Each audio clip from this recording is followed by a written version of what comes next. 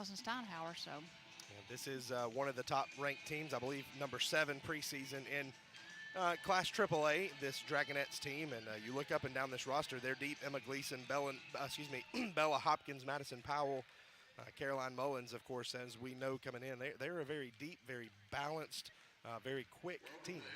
they really are. You know, I was talking to Coach Thomas today, and we're just talking about how balanced they really are, and talking a little bit about the trouble Fannin had.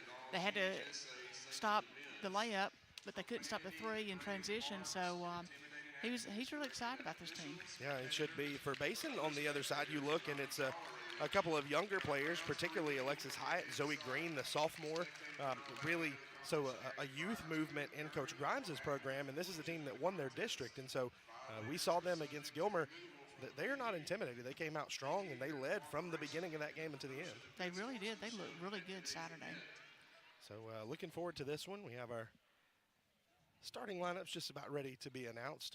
4 games today, so it will start off. It'll be Pickens and Basin, both the girls and the boys, and then a little later tonight it will be another rivalry renewed as we get to see Gilmer and Fannin, and those will be some good games as well. Really will be. It's gotten really quiet in here, Yeah. I guess, waiting on the lineups.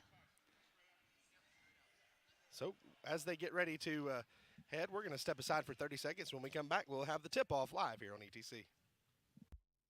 Welcome to El Rey Azteca Mexican Restaurant. We invite you to indulge your senses with our from-scratch authentic Mexican food. Whether you are hungry for fajitas or the El Rey Azteca burrito, we offer a wide variety of fine Mexican dishes, drinks, and desserts. Our inviting patio, indoor seating, and bar has a seat for everyone. So come to El Rey Azteca for delicious food, great drinks, good friends, and loads of fun in a casual and friendly atmosphere. So we're back, just about ready for the tip. Copper Basin in the red the other night, and they go with the all whites. I like these white jerseys. Pickens, of course, will wear the green that we are used to today, so should be an interesting matchup. And we are underway. Copper Basin controls the tip, and it will be the Lady Cougars in possession, led by Kendra Deal, another freshman out there. It was interesting. The Dragonettes lined up in a truly defensive set on that jump. So Sephora Ross can't get it to go. And you've got to watch this Basin team. They are quick, and boom, just like that. It is Emmy Moore, the sophomore, with a 3, and Pickens takes the lead. Really an embarrassment of riches for Brandon Thomas right now with this team. You look out there with Moore and Mullins and Bella Hopkins, Emma Gleason. You've got 5 quality players, and then you've got 5 more ready to come in just a minute. That's right. I mean, they truly are balanced. They got good chemistry. The biggest thing is the region they're playing in this year. And your leading scorer from the last game is not even out there yet. She's sitting over there on the bench ready to come in. Moore likes that spot, goes for it again, can't get it to go, but look at that rebound by Emma Gleason in her senior season, scrapping down low. I tell you, and that's another thing that we talked about the other night is the rebounding on both ends of the floor for the Dragonettes, and especially the defensive rebounds. So turnover there for Copper Basin. It will be Dragonette ball, excuse me.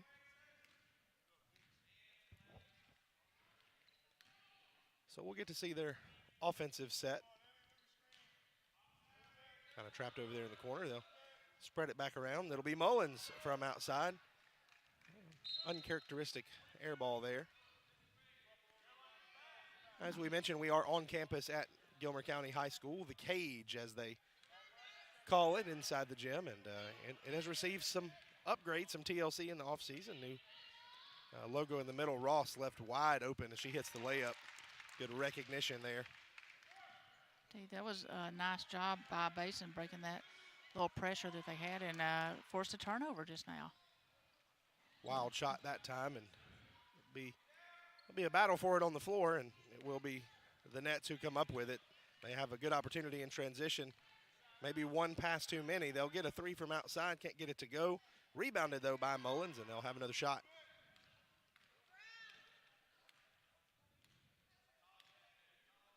Copper Basin in this little zone look here. Another three from outside. Little cool here after that first shot for the Dragonettes. And, you know, Pickens, they really rely on that three-point shot. Good offensive ball movement by the Nets. Looking to find that good shot. Basin playing strong defense. Tell you, the Basin's really moving well in that defense. Emma Gleason, I mean, that was Emmy Moore there on the rebound. That shot clock coming into play. We talked about that Saturday. Yeah, so this is the thing I think you're going to have to watch for the Nets. And just immediately as he saw that happen, Brandon Thomas sends in some reserves. Ellison Steinhauer, namely, out there along with Briley Deering, the track star, literally. I'm telling you. And so we saw a couple of air balls shot there by Mullins. And then we saw that ball movement. It was great ball movement, but you've only got 35 seconds now. And so they have a tendency sometimes to get bogged down.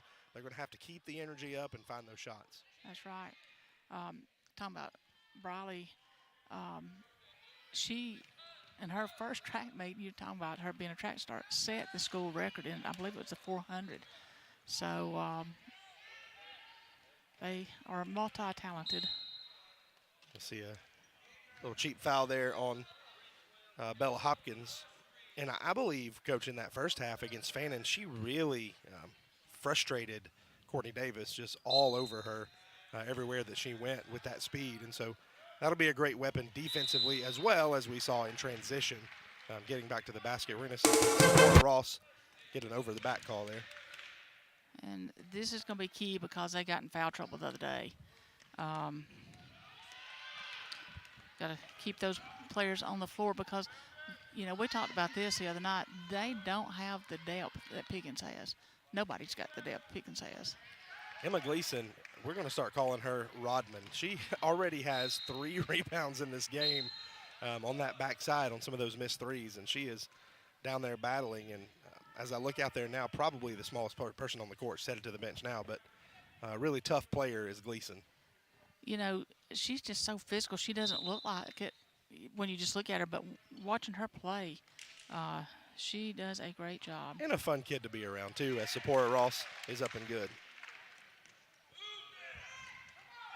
And this Basin press really causing problems for the Nets. They're able to break it. Little floater, no good, but there's the rebound. And it'll be Steinhauer from outside, and she is tough. Jeffrey Grimes wants to take 30 seconds. We'll take it with him live here on ETC. United Country Talking Rock Realty says, welcome to North Georgia. The leaves are falling and the mountains are calling. Take the back roads and really get to know North Georgia. Combine the amazing workmanship of SGC Groups, transforming the forgotten to the fabulous. Teamwork makes the dream work. For buying, selling, or flipping, call Sherry Martin at 404-375-0590 or Evelyn Calhoun at 770-733-0777. Hey, you see Coach Brandon Thomas talking with his team. Coach Grimes called that timeout, imploring his team to rebound. He wasn't too upset about the three-point shot. Steinhauer's going to hit those. What he was upset about was all those second-chance opportunities. So he tells his young ladies to rebound, and they immediately come out and break this press. Coach, I think this may be the best Basin team we've ever seen. Of course, as I say that, they turn the ball over, but they are very, very fundamentally sound, very, very tough. And have good experience, you know, that they have played together for a while, or a lot of them have. Steinhauer hits another three and gets a turnover. She is a difference maker as soon as she steps on the floor. Going to have another one here. She's 2 for 2. Make it 3 for 3. 9 points off the bench here in the first quarter for Ellison Steinhauer. She's one of those that you've got to know where she is. Imagine you didn't watch any film, which I know Coach Grimes has, and you're sitting here and you feel like you're containing the Dragonette starting 5, and so they pull a freshman off the bench, and you think she's just going to eat some minutes, and all of a sudden, in 3 possessions, she drains 3 threes. That has to be disheartening. Well, she's just, unless you know, I mean, she is going to shock the system there. and not physically intimidating. Still a freshman, long, but a lot of knees and elbows when you're a ninth grader, and just out there draining three. She is going to be a great one. I tell you, she's already got some attention from some colleges already. So once again, Pickens got to be careful with that shot clock. That one is rejected by Ross, and that'll be the second shot clock violation in a row. And Coach Thomas wants to, or not in a row, but in this quarter. And Coach Thomas wants to talk about it. We'll step aside for 30 seconds and be right back. 2:40 left. It is a 10-point lead for the Nets. When other dealers are hitting the brakes, Bill Holt Blue Ridge is stomping the gas with our biggest selection of the year. We've got over 400 vehicles in stock and North Georgia's biggest truck inventory. Head back to school in a new Chevrolet with our lowest payments of the year. Drive a new Chevrolet for just $199 a month. That's only $199 a month at Bill Holt. And we've never paid more for trades. And we'll buy your vehicle even if you don't buy from us. When it comes to North Georgia's largest selection of new trucks and pre-owned vehicles, there's only one name you need to know: Bill Holt Blue Ridge. 14-4, the Dragonettes on the back of Ellison Steinhauer with a 10-point lead. Basin playing tough defense, but Steinhauer came out shooting threes and really has put Pickens ahead. That is a great pass on the inbounds play, the old football pass, and going to end up in an easy bucket for Alexis Hyatt. well, don't look at the score. The 14, because you take out Steinhauer, but it's impressive that Basin has gotten the two shot clock. They've held him for a turnover on the shot clock twice, and that's just a compliment to the defense. Absolutely. 14-6 now, the score. Pickens trying to get the ball inbound. Steinhauer is, it's like maybe she stepped out of bounds there, but they have put Cora Kimsey, the freshman, on her. So freshman against freshman down there, that battle. Destiny Pittman now checking in, the senior for Copper Basin. A little bit of depth, too, for Jeffrey Grimes. He's not just playing the same five over and over, so that'll certainly help his cause. Kimsey blanketed over there by Emmy Moore. Pittman gets it out. This group for Basin is going to have to find some scoring. They're down to 13 on the shot clock as well. It'll be Ross putting up a little jumper. She's up and good. She's got 6 points to lead the way for the Lady Cougars. She's got a nice shot. Didn't really see her assert herself in that Gilmer game, but she has here early on. Caroline Mullins trying to get in on the three-point party. She's 0 for 3 from beyond the arc so far. We know that she is likely to heat up at any moment, though. The timeout about the rebounding, I think, for Coach Grimes, that they took heed and got that one. He's a good coach, is Jeffrey Grimes. Really doing a good work up there in Copper Basin. Kimsey puts it up, can't get it to go. That was a good shot. Throws it up again, and she'll be rewarded with a trip to the line.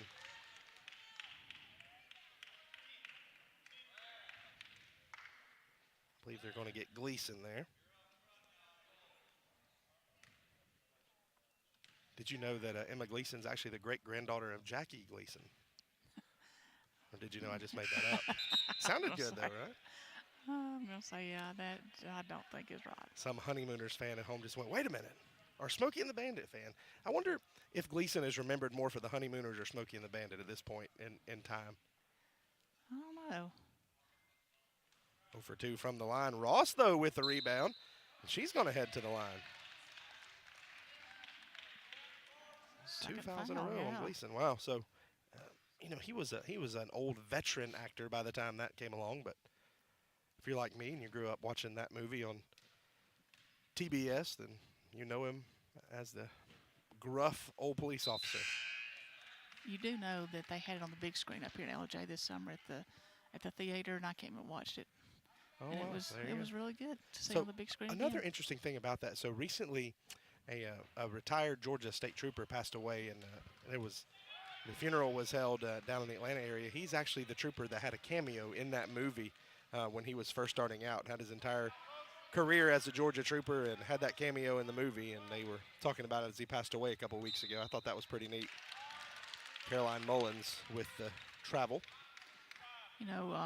Coach Thomas today, when I was talking to him, he was talking about that they had more turnovers than they wanted to have on Saturday, how they wanted to get it cleaned up today, but they're really not getting as crisp and clean as they wanted to. Second foul on Bella Hopkins.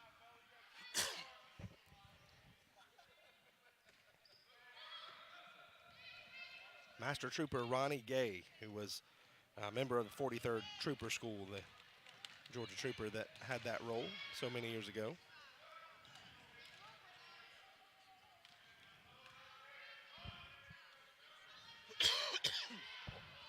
Sephora Ross there in the middle of everything. Basin with a good look at a reverse layup. Can't get that one to go. So noticeably absent from Copper Basin. As we see Bella Hopkins go up. Foul's going to be on the floor that time. We're going to get Sarah Collis, the junior. Noticeably absent is Briley Harris. And Coach, after the game the other night, we saw them carrying her out of the gym, literally. And it looks like that she was injured, won't be playing today. Yeah, and that's unfortunate. You just hate to see, especially if a senior have to miss games. As a matter of fact, I don't even see her on the bench over there. So we'll try to check on her status and let you know after halftime.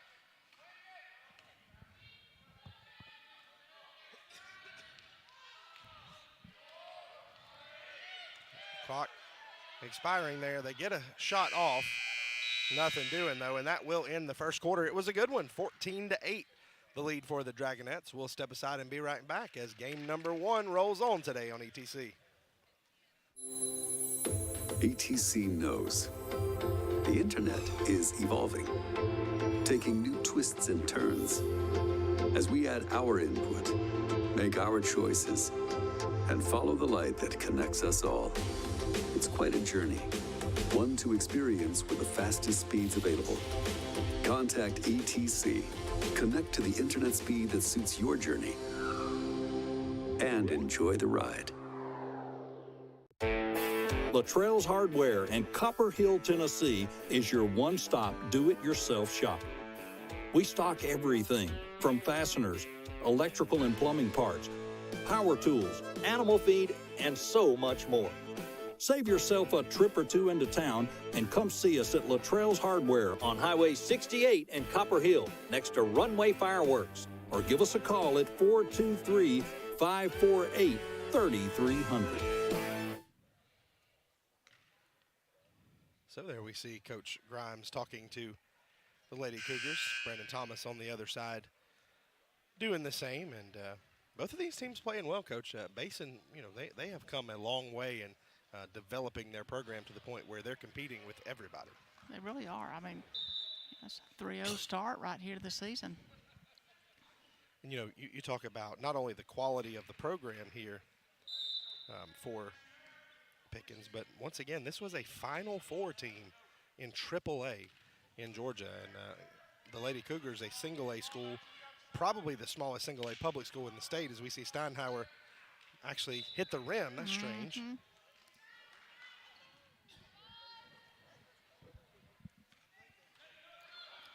So that's, you know, I'm telling you, Dragonettes have come down with some empty possessions here.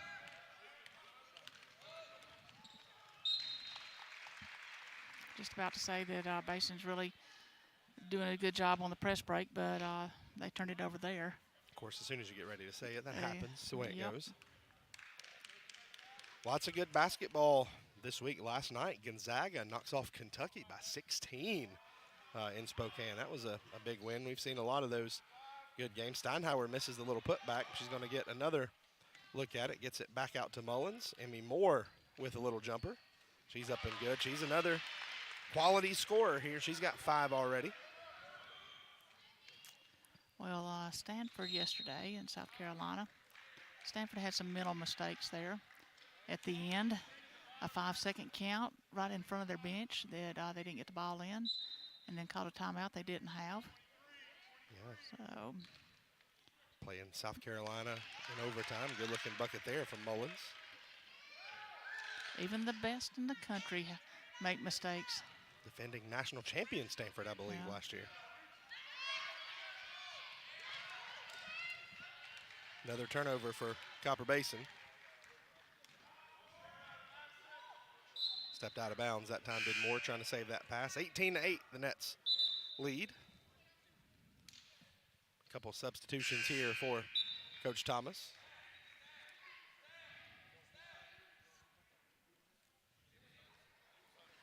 I've seen several of the football coaches come in to support the teams today. Trouble's brewing to our right. We have a gaggle of coaches over there. Coach Wigington, Coach Warden's here. Of course, Coach Deering's daughter plays.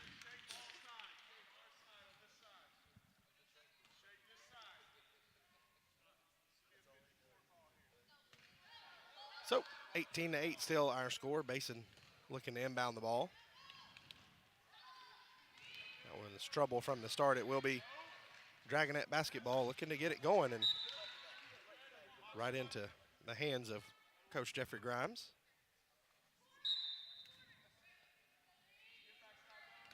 I'm going to tell you what, Basin has come out very well prepared today. Yeah, they're going to cause a lot of trouble in that district. And it's a lot of young players, freshmen and sophomores, along with those seniors. Steinhauer is up, and she is good from downtown again. Gives her 12 on the afternoon, and a foul going to be called that time on Mullins. They're playing that little 3-2 zone. They just got to make sure they get covered back up at the top there or wherever Steinhauer is. She's really the one that's hurt them. So that Pickens lead now extended out to 21-8. For Basin, they have played tough. They played great defense, but the scoring's going to have to come from somewhere, and you're going to have to quit turning it over as well. Bella Hopkins from outside. Can't get it to go. Rebound, though, by Madison Powell, and it will be a foul. That was a good job right there on the rebound.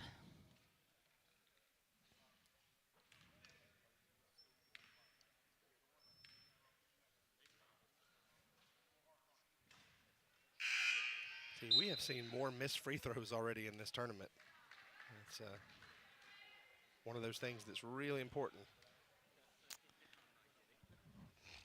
It needs to be a point of emphasis every day. Madison Powell now on the board. Basin able to get it in, and once they break that press, they've had pretty good luck, but it's been getting there that's the problem. Well, the one thing they do that I don't like is they inbound it and throw it straight back. If you're going to get it back to the inbounder, have her run through and get it going towards your basket. You almost bog yourself down there to begin with. Foul that time on Briley Deering, her first.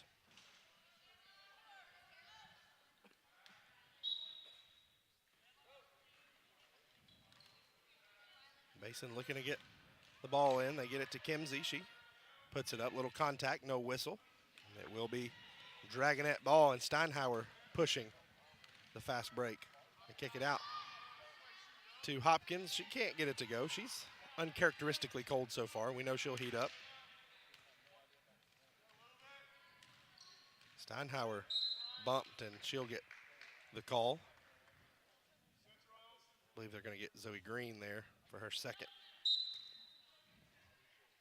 Yeah, she's limping a little bit walking off. That right in the hip. Yeah. A little stinger there, and get over here and kind of get it rubbed out. The Nets able to get that ball in with ease. Madison Powell from outside. She's up and good.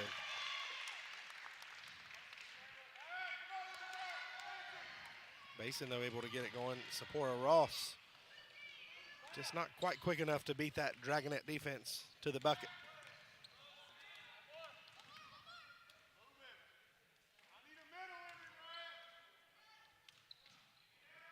Caroline Mullins just jumps up above everybody. She misses a floater. She got a cold start on Saturday, so hopefully she'll get warmed up a little quicker today. Emery Bryant with the rebound. Nice little stutter step move there. So I think if you're the Nets, you're really happy with the way that you're playing, particularly with Steinhauer, but there are some things to clean up, particularly around the basket. Not a lot of touch today for the Nets. We've seen some layups missed and some little floaters missed, so I think they'll want to work on that. And so just not that they're not a great team, but moving to the next level. They don't look as sharp as they did Saturday. So timeout going to be taken on the floor while they talk about it. We'll step aside as well. 25-8 Nets.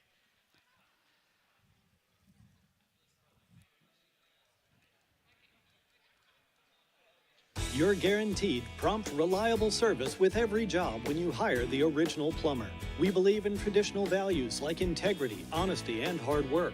We offer transparent, upfront pricing, and our techs will take the time to educate you about your options. We have years of experience handling all types of plumbing work. From tankless water heaters to digging sewer lines, we can handle all of your residential or commercial needs. The original plumber is here to help you with your plumbing, septic, and HVAC needs.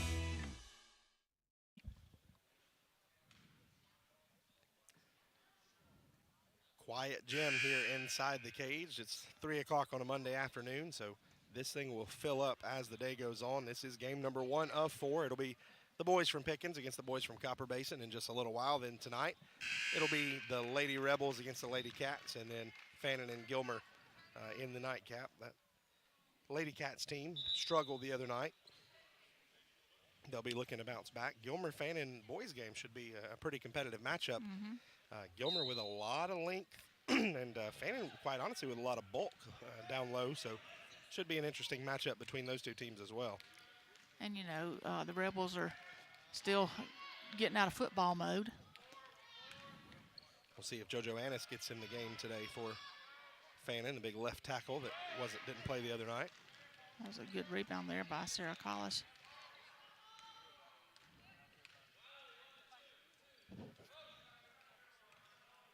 So that Basin offense trying to figure some stuff out. Good movement this time.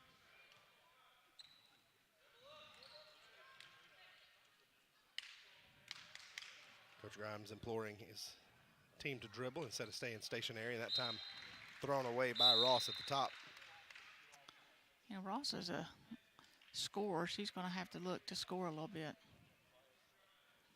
Sometimes when you're a really good player, you tend to be a facilitator. But I think especially with the leading scorer, Harris, out, she is going to have to provide some offense.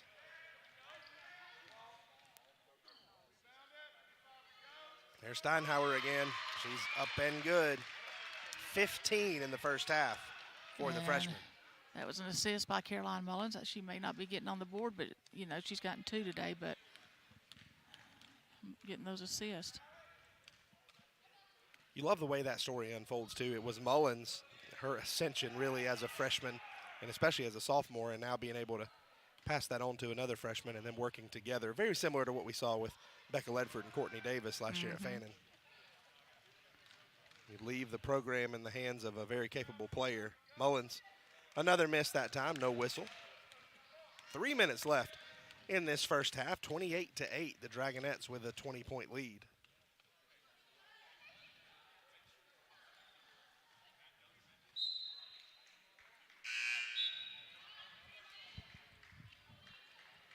Five in, 5 out here for the Dragonettes. Emery Steinhauer into the game for the first time today, along with Emery Bryant. Looks like Bella Hopkins out there, Briley Deering, Madison Powell. So mixing and matching his rotations here. Trying to find one that's pretty sharp. Oh, that one rolls all the way around, won't go in, and it's another Steinhauer, Emery, the junior this time. Of course, the daughters of Coach Brad Steinhauer. I asked him the other day when he was sitting over here if he was going to credit his coaching or genetics, and he thought about it for a minute, but I think finally he said genetics. Speaking of genetics, a natural-born three-point shooter there in Bella Hopkins. Her mom was a part of this program for a while. Bella Hopkins, she works so hard. She puts in so much time. Another 3 there.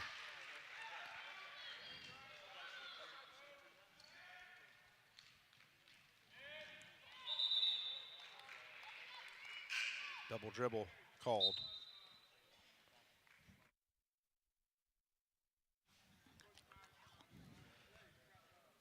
All right, so 34-8 now. The lead starting to balloon a little bit.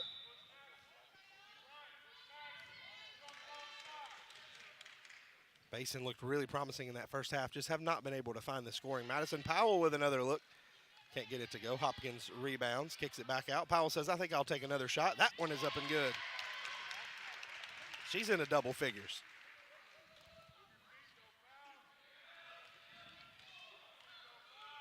The lead now 37-8.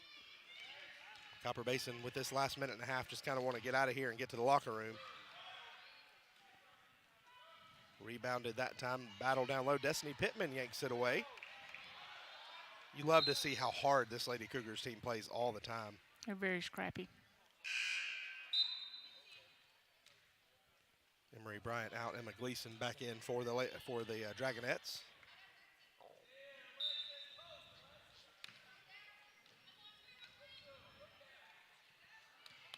That one thrown in. Looking maybe for some contact that time, didn't find it. Alexis Hyas turns it over. Got to pick your poison here with these shooters from the nets. That time it's Powell who's left in the corner. Hopkins, another great shooter. Just moving the ball quickly, trying to find the open one. It is Powell with another shot. Can't get that one to go. And Emery Steinhauer up. That one's tipped out of bounds. Cora Kimsey now checks into the game. Freshman with the old school headband look.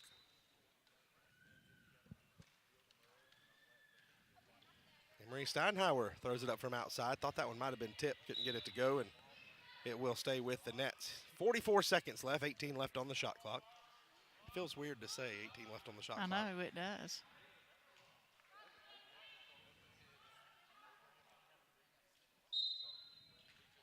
We did see 2 violations for the Nets in the first quarter, but ever since then, they've really gotten into their offense quickly. Just have to be aware of it. Yeah, getting down to 10 now. You know, and Gilmer were the only ones. Finally, we were getting a little countdown, but Saturday Gilmer was the only ones that had a countdown with it. So as soon as we talk about the shot clock and being aware of it, they get the 3rd violation. That time, though, you have to credit the defense, I think, more than the not finding a shot. I'll tell you, Basin's defense has done a good job. They just can't get good shots. They're just not getting the Nets defense is doing a good job, and the Basin is just not getting the shots that they need to get. Get to the basket that time, can't get it to go, and with 10 seconds left, Pickens going to get one last look at it. Bella Hopkins gets a nice look at the bucket, can't get it to go, and with 1.5 left, the Nets going to get a shot at least an inbounds play.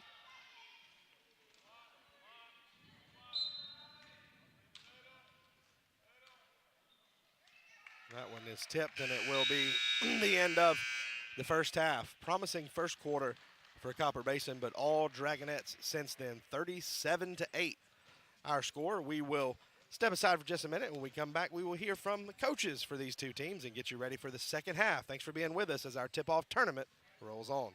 Since 1994, North Georgia has called on Appalachian Propane for all its propane needs. Why propane? It's extremely affordable, efficient, and most of all, clean burning. Go green and think clean with propane. Our exceptional customer service and affordable rate has made us the best choice for residential, business, and farms throughout North Georgia. So the next time you think propane, think Appalachian Propane, a division of the Thomas Oil Company since 1960. Remember, go green and think clean with Appalachian Propane.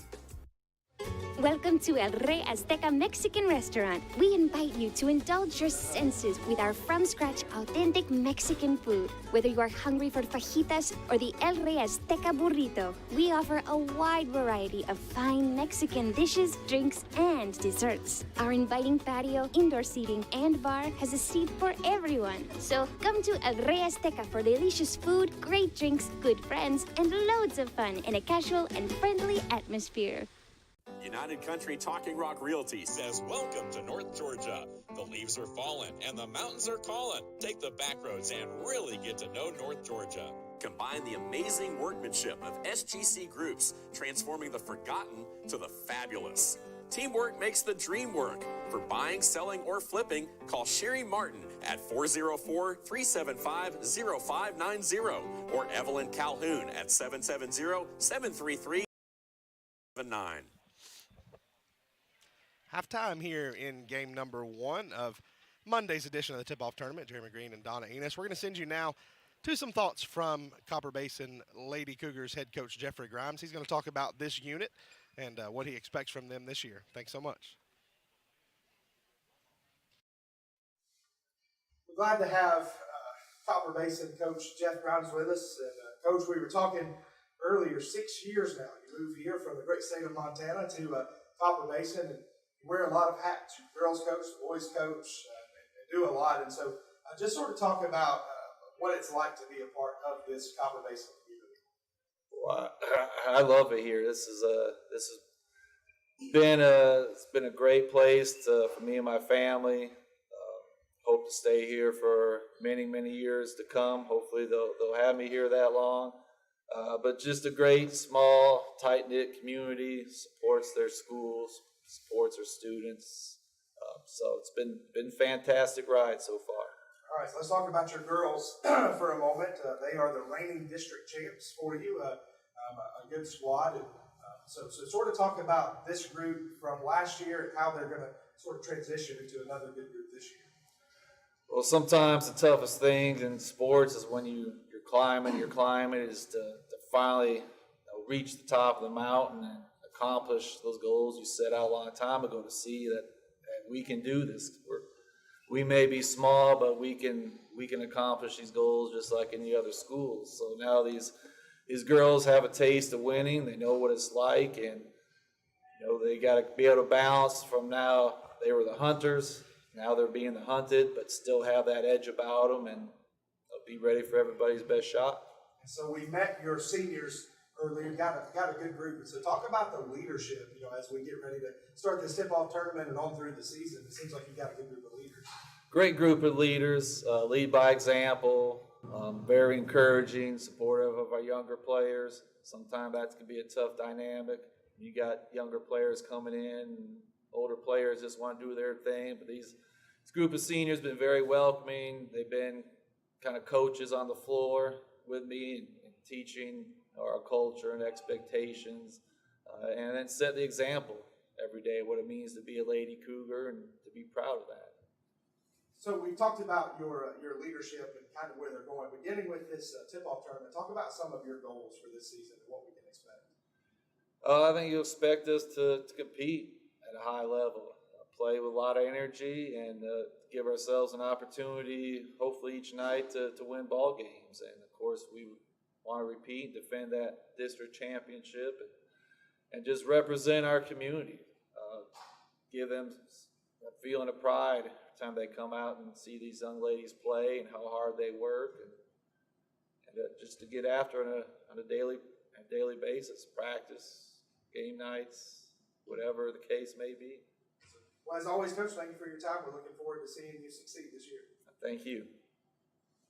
When other dealers are hitting the brakes, Bill Hope Blue Ridge is stomping the gas with our biggest selection of the year. We've got over 400 vehicles in stock and North Georgia's biggest truck inventory. Head back to school in a new Chevrolet with our lowest payments of the year. Drive a new Chevrolet for just $199 a month. That's only $199 a month at Bill Hope. And we've never paid more for trades. And we'll buy your vehicle even if you don't buy from us. When it comes to North Georgia's largest selection of new trucks and pre-owned vehicles, there's only one name you need to know: Bill Hope Blue Ridge. We're here with Lady Rebels head coach Ryan Chastain, and Coach, you are now in year number 5. Doesn't seem like that's possible, but sort of talk about the evolution of this program from when you started to where you're at now. Yeah, we've had a lot of success the last few years. We've been to the state championship game, Elite 8, Sweet 16 over the past few years, two region championships back to back now, and I think a lot of that has to do with kids just knowing what to expect. We've set a level of expectation of our players. They're starting to meet that expectation. And as far as offense and defense, things like that, kids know what they're doing because they've been running our stuff for 4 years now. So I think that's probably the biggest thing. Coach, you talked about expectations for this team. You come in with preseason number 4 ranking. You've got one of the best players in the state in Courtney Davis. You've already got a senior in Ava Queen who's committed to play at the next level. And so talk about how you use those expectations to motivate your kids and what kind of pressure that puts on them. Well, we talk about it. We talk about, people giving us their best shot every night, and we have to prepare to play that way. And we have a really good group of seniors this year. We've got 4 seniors who will all be starters. We got 1 committed already, and I don't think she's going to be the last. Courtney Davis was preseason first team All-State in AA. She's a tremendous player, I think everybody knows. But we got some young kids that are ready to come in and contribute as well. Expectations as far as rankings, we talk about the only ranking that matters is the one at the end of the year, not the one at the beginning. But at the same time, we're glad that people respect what we're doing here. You'd rather be the team ranked than the team that everybody thinks is last. Yeah. We like good expectations. I told the newspaper this week that championships has been what's expected from this program for over 30 years. And this isn't new ground to us, and it's not new ground to these kids. They all grew up in this community. Sisters and moms played for Coach Farmer, so expectations isn't anything new for us. And I think the kids do a good job of taking pride in the expectation, not really putting a lot of pressure on themselves. Yeah, so you mentioned back-to-back region championships, and so after that, what they do for you is change your region all around. And so with the new realignment, talk about some of the teams that we'll see for the first time and sort of how that changes the dynamic with those new schools. Yeah, well, Murray County, they're ranked 7th in the preseason poll. I've seen them play a couple of times. Chris Tipton does a very good job coaching them. They got good players. One girl's committed to Carson Newman. So they're definitely be probably our tallest task in the region. Model returns pretty much everyone from their state playoff team last year. Coach Eccles over there does a wonderful job. She's a great coach. And then, we don't really know a lot what to expect out of Rockmart and Harrelson yet, but we'll start getting film in on all the new opponents as the season gets going, and we'll get prepared. So, and I think you would agree with this as well. You control what you do regardless of the opponent. And so what can we expect here? We've got the tip-off tournament at the beginning of the year, and then moving forward, what can we expect to see from this particular group of Lady Rebels? We talk every year that when we set our goals, ETC matters to us. This is the people you've grown up wanting to beat your whole life. You played them in the rec, you played them in the middle school. They all know each other. The Fannin, Gilmer, Pickens, Copper Basin group of players, they've known each other since they were little girls. They've been playing against each other, and it matters a lot to us, and we put a lot of emphasis on it. I know Pickens is going to be very good. They return pretty much their whole team. Well, they graduated 2 seniors, but the majority of their scoring and minutes played off a group that was in the Final Four last year. Gilmer has a new coach. We already saw them in the summer. Their defensive intensity looks really high right now under new coach there. And then Copper Basin, they got some big kids, and we're not a big team. We always are smaller and we play fast, so we know there's going to be challenges coming up, but we look forward to that and winning. We've won 2 out of 3, but I don't know when the last time we won back-to-back was, so we have talked about that at length. That we want that to be a goal for this year, to be one of the first teams in a long time to win back-to-back ETC championships. ATC knows the internet is evolving, taking new twists and turns. As we add our input, make our choices, and follow the light that connects us all. It's quite a journey, one to experience with the fastest speeds available. Contact ATC. Connect to the internet speed that suits your journey, and enjoy the ride. Luttrell's Hardware in Copper Hill, Tennessee is your one-stop do-it-yourself shop. We stock everything from fasteners, electrical and plumbing parts, power tools, animal feed, and so much more. Save yourself a trip or 2 into town and come see us at Luttrell's Hardware on Highway 68 in Copper Hill, next to Runway Fireworks, or give us a call at 423-548-3300. You're guaranteed prompt, reliable service with every job when you hire the original plumber. We believe in traditional values like integrity, honesty, and hard work. We offer transparent, upfront pricing, and our techs will take the time to educate you about your options. We have years of experience handling all types of plumbing work. From tankless water heaters to digging sewer lines, we can handle all of your residential or commercial needs.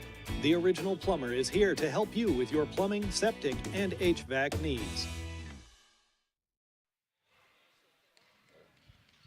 And we are back. Second half of play just underway here. Copper Basin continuing their tough defense. Caroline Mullins fires from 3. Trying to get a foul call and didn't get it. See what kind of adjustments were made. These officials have really let them play. I've seen a lot of contact. We may have seen a carry right there, too, that didn't get called. As long as they're consistent. Sometimes that ball gets stuck to the palm of your hand. Good defense there by Gleason. And, another one of those instances where had a chance for it to be ticky-tack, but they didn't. Getting pretty good coverage here out of this zone.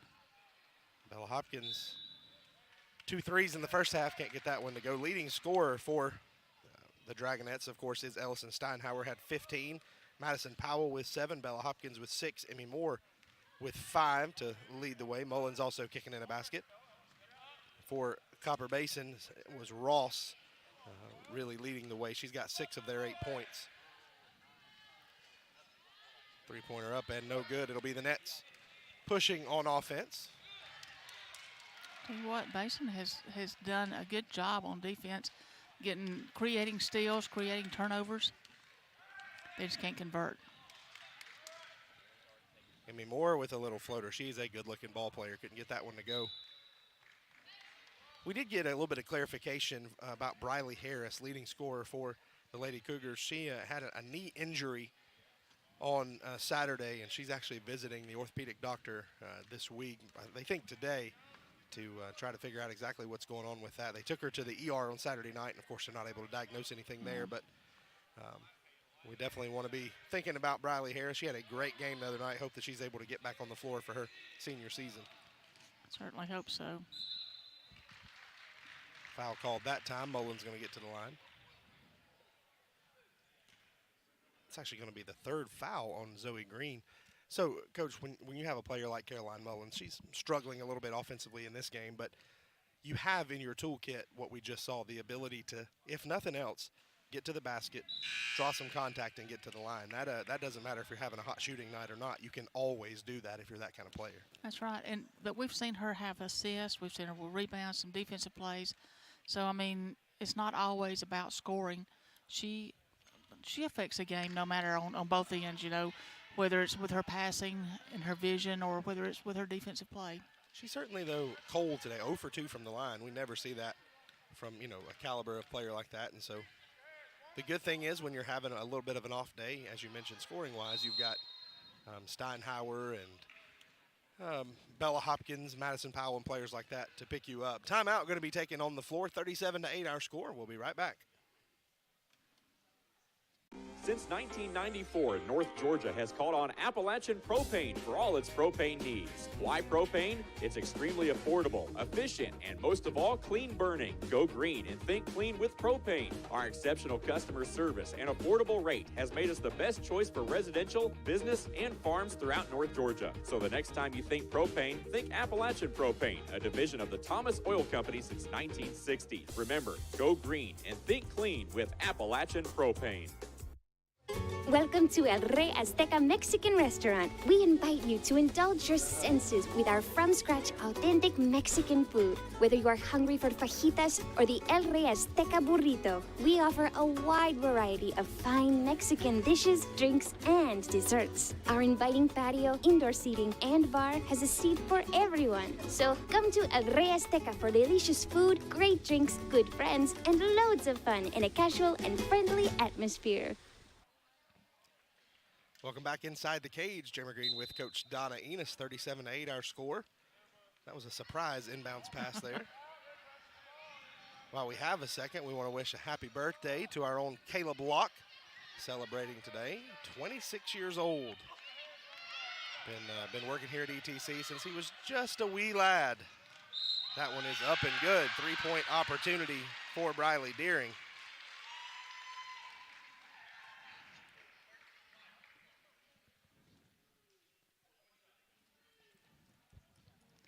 So we have both Steinhauers on the floor at the same time here. That's got to be a cool moment if you're a parent.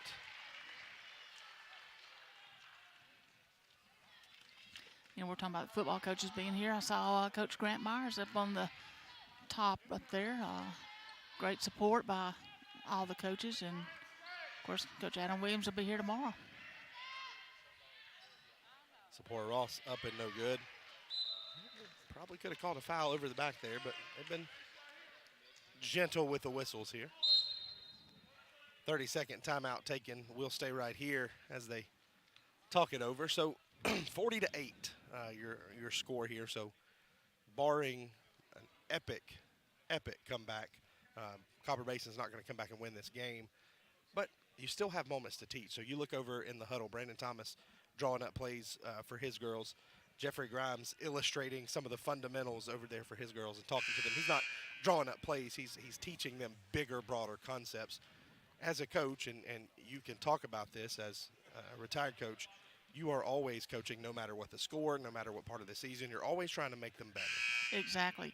And this is one of those cases, don't look at the scoreboard. Let's work on things that we need to work on, get things corrected. Look at combinations. I mean, they've got a different combination out there than we saw at all Saturday for the Dragonettes. And Copper Basin's having, as you've talked about, play without their leading scorer. So a lot of adjustments to be made today. I was talking with Destiny Pittman's mom, who's keeping the book for the Lady Cougars, and she said, you know, they've talked to them before they came to this tournament about, look, you're going to go in there and compete, but you're going to be playing some really good competition, and it's going to make you better for the rest of the year. And that's what your goal is every game, to get better, but particularly in early season tournaments like this. And as a coach, I love to come into this tournament just because you're playing good competition, and it's your opportunity to get better before you start your region play. And now region play, I mean, at one time you didn't have to start till January, but now region play starts early in December. Absolutely. It's just around the corner. And for Basin, of course, district play. We'll make a road trip up to Copper Basin later this year. I think they moved the school. It's a lot longer drive than it used to be before I had kids. Yeah, they're on the schedule in December.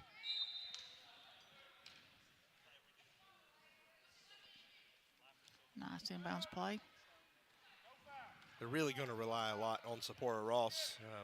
Not only her height in the middle there, but her ability to score. And she had a good look at it right there, couldn't get it to go.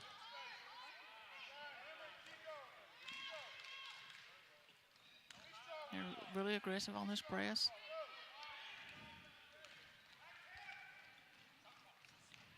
Steinhauer from three gets it to go, and the bench loves that. Emery Steinhauer with the bucket.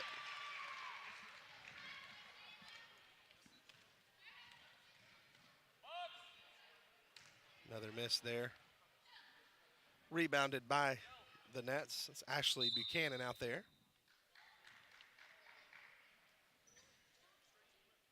Also Adrian Plumley into the game. And I'm going to say this, and it's going to come across as an insult, and I don't mean it that way, but when Coach Thomas starts putting in his second unit, even his third unit, you don't notice that much because they're all athletic. They're all pretty good shooters. You know, you just saw Emery Steinhauer, light up a three. We didn't see her play at all in that first game, and so all these players are athletic. You don't have anybody really, really tall. You don't have any, they're all 5'6", 5'7", 5'8", very strong guards and really good shooters, fundamentally sound. So you can tell that he builds a player in a certain way, and even with your third unit in there, you still look pretty good. Exactly. Ross, I mean, she's the biggest girl on the floor, and she needs to take advantage of it right here. Foul going to be called on the floor. I believe they're going to get Plumley. There have been some really good players that have come through this Dragonet system just in the last few years. You look over on the bench and see Tori Williams sitting over there, fantastic guard for the Nets. I think 1,000-point scorer, right. if I remember correctly. Mackenzie Weaver, 4-year starter. I think that Caroline Mullins is going to fall into that category by the time that she graduates. Steinhauer probably as well. So you have had some superstar individual players, but it's been the team effort that's really caused a lot of success in building this Nets program. And they lost a 4-year starter in Amanda Nelson from last year. Yeah, absolutely. And then Carmen Mullins, of course, but Amanda started for 4 years. So, I mean, it's just like, you're just kind of reloading instead of rebuilding. Well, Hopkins, a little scoop and score. And, I'll be the first to admit when I was wrong when Coach Thomas first came in. When I say he substitutes more than most coaches, I don't, know that people understand that. And personally, I was a little bit critical of it. I said, man, why is he doing this? As we see a bucket up and good there from Alexis Hyatt. But, he has really, and he's tweaked that some, I think, but he has really turned into not just an effective coach, but all across the state, when you say his name, there's a lot of respect put on it, as the kids would say. And, I need to correct something I said the other day, and I do not know where this came from, but, in the Final Four, they lost to Marist. I said love it. I don't know why I said love it. But anyway, they lost to Marist, who ended up winning the state championship. But, what an experience to go to the Final Four and all these kids get to come back. I think somebody did play Lovett last year. Maybe it was Fannin that played Lovett. I was looking at a lot of games. Madison Powell up and good. But I wanted to correct that. I don't know why I said that. Marist, the War Eagles, big upset for them on the football field last week. Won as a double-digit underdog. There was some pretty big upsets. Buford goes down in football last week. That's an upset across the nation.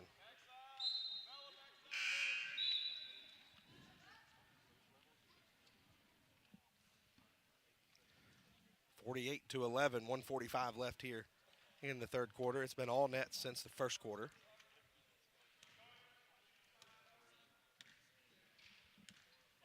Coach Thomas is slowing it down, and he is playing with his combinations in this game. Right now you've got Emmy Moore, Emery Bryant, Bella Hopkins, Caroline Mullins, and Madison Powell out there. This is just an opportunity to work on a lot of things, as well as Copper Basin work on things. I mean, they're probably not going to see a team that shoots it as well as Pickens from the outside. I don't know, there are a lot of teams in the state that shoot it as well as Pickens from the outside. The Nets, their big challenge is going to be when they start playing some of these teams with a lot of height. Who's going to guard them?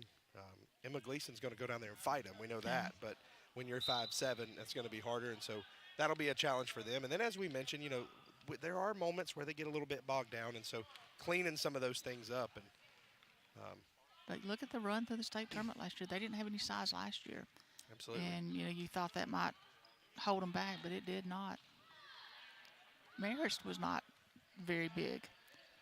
I mean, they were like Pickens. They were just looked like you were putting all guards out there.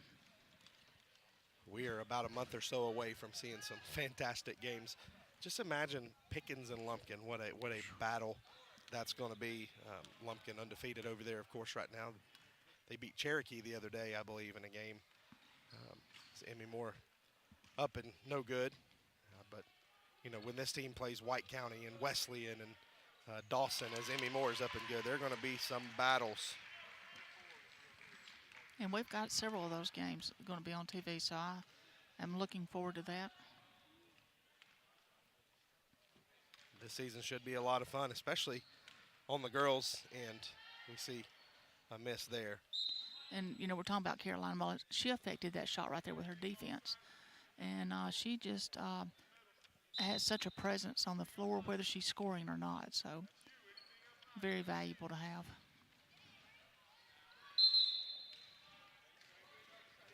Of course, Steinhauer, the leading scorer today, as she was Saturday.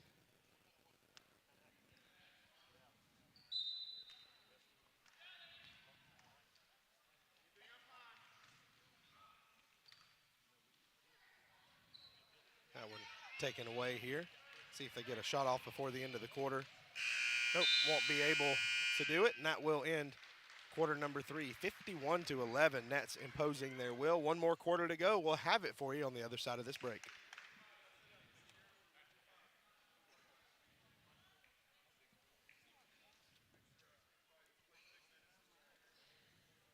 United Country Talking Rock Realty says welcome to North Georgia. The leaves are falling and the mountains are calling. Take the back roads and really get to know North Georgia. Combine the amazing workmanship of SGC Groups, transforming the forgotten to the fabulous. Teamwork makes the dream work. For buying, selling, or flipping, call Sherry Martin at 404-375-0590 or Evelyn Calhoun at 770-733. Hitting the brakes, Bill Holt Blue Ridge is stomping the gas with our biggest selection of the year. We've got over 400 vehicles in stock and North Georgia's biggest truck inventory. Head back to school in a new Chevrolet with our lowest payments of the year. Drive a new Chevrolet for just $199 a month. That's only $199 a month at Bill Holt. And we've never paid more for trades. And we'll buy your vehicle even if you don't buy from us. When it comes to North Georgia's largest selection of new trucks and pre-owned vehicles, there's only one name you need to know: Bill Holt Blue Ridge. Well, quarter number 4 about ready to begin. Jeremy Green with Donna Enos. Coach, we were talking in the break about the speed of Briley Deering. She broke set records at the school last year in the 400, 800, 4x200, and 4x800. That sounds exhausting. Well, I mean, she broke the school record for the 400 in the very first track meet she ever ran as a freshman. So, she had a great season. Makes a difference on the basketball court also. She is out there right now with Ellison Steinhauer leading the way. Emery Steinhauer, who puts up a 3, and it gets it to go.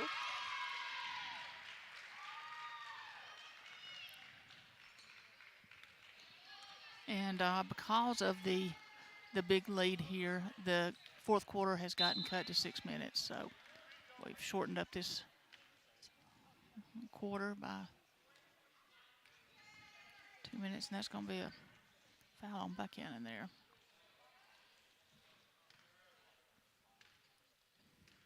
She is also out there, Adrian Plumley, as well. The free throw is up and good for Sarah Collis.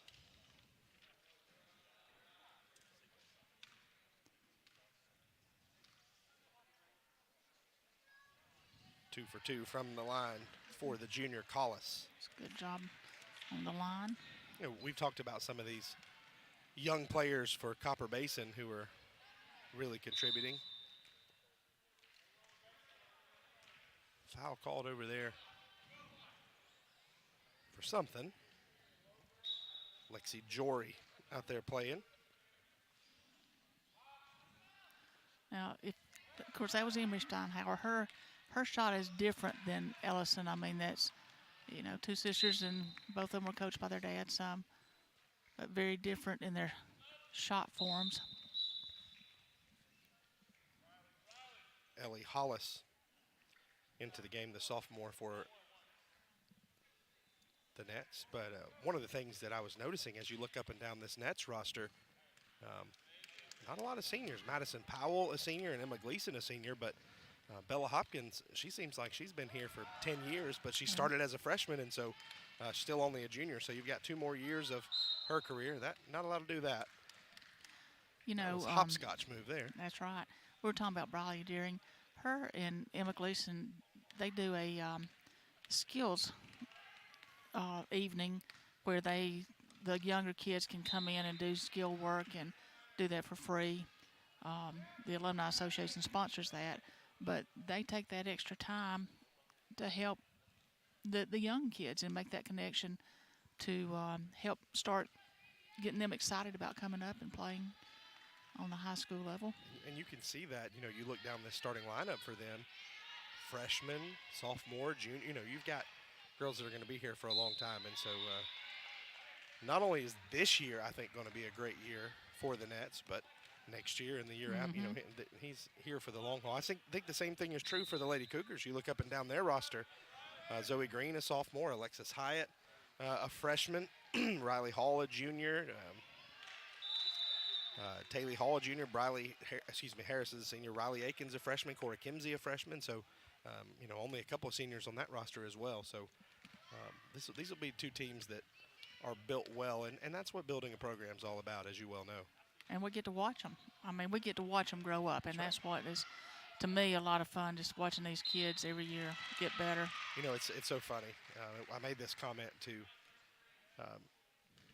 Tim the other day as we were doing these interviews. You see these kids out here playing, and you we put a lot of responsibility on them. We analyze a lot of what they're doing, and then we get to go meet them, and they're kids. And as you get older, they're just babies. And so they do, as you mentioned, grow up in front of us. For these kids that started as freshmen and now are seniors, we've seen them mature and get their driver's licenses and, everything else that goes along with growing up. And then they go off to college and in some cases come back, and as we've seen with Tori Williams over there. Yeah.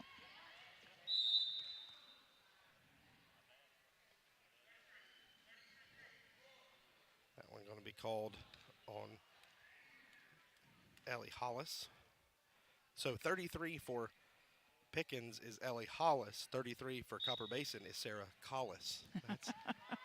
That's a way to drive you crazy. As soon as this game is over in about 4 minutes, we will have some thoughts from Dragonettes head coach Brandon Thomas, and then we'll get you ready for game number 2 of 4 today.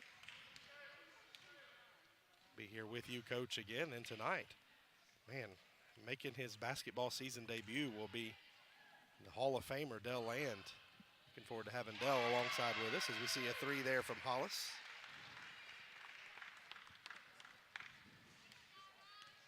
Dell will probably actually get his own entrance music when he comes into the gym this evening.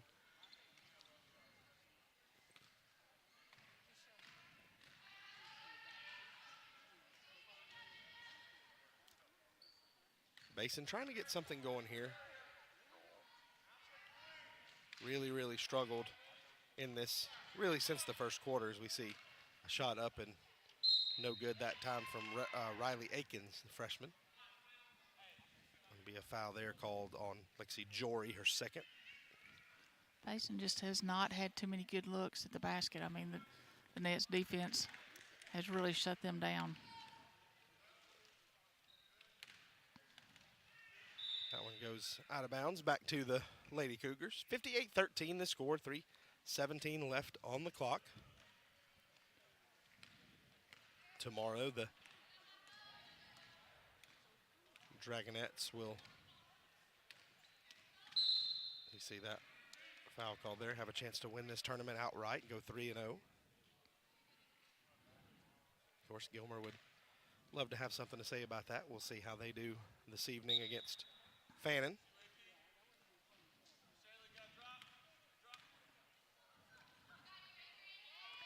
Lady Rebels will play this afternoon against the Lady Cats. It's always a lot of fun. Before you got here today, Josh McClure and I were talking about, over the years and teams that have won the tournament, one time having a tie, just, about how it all is set up. And just the years that this tournament has gone on. It's been going on for quite a while now. I'm not sure exactly what edition of the tournament this is. It started long before I moved here, but it's become a lot of fun over the years. We've had Hiawassee Dam with us for a couple years. Of course, Basin now back with us for the last several years.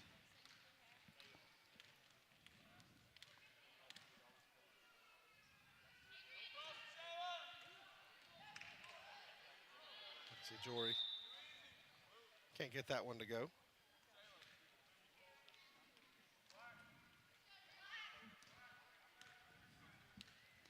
Gee, I'm starting to fill up a little bit. I know on a Monday afternoon it's hard to get people off work to get here. Of course, the schools are out, though, so the students that would like to be here are able, and as you mentioned, some of the coaches from around the area are here. And all the retired folks just living their best life here at the gym. Can't beat it.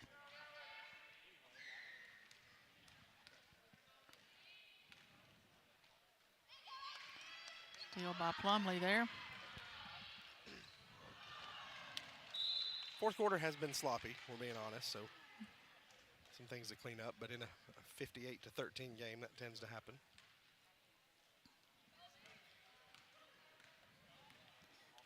I know that these coaches, Coach Thomas, Coach Grimes, I know Coach Duffy, they're all excited about the teams that they have this year, and they have a good reason to be. Foul called that time, I believe, on Adrian Plumley.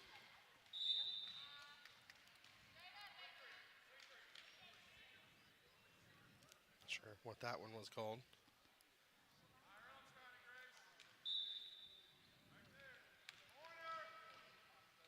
Basin just trying to get the ball towards the basket at this point, only having 13 points. Oh, yeah, coming back with that reverse layup. There we go. Riley Akins, her first points.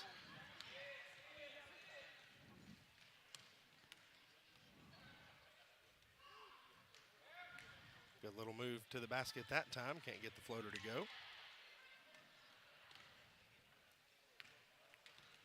Pickens running their offense. Not in a hurry to get a shot. They do get a 3 up. And it's an air ball.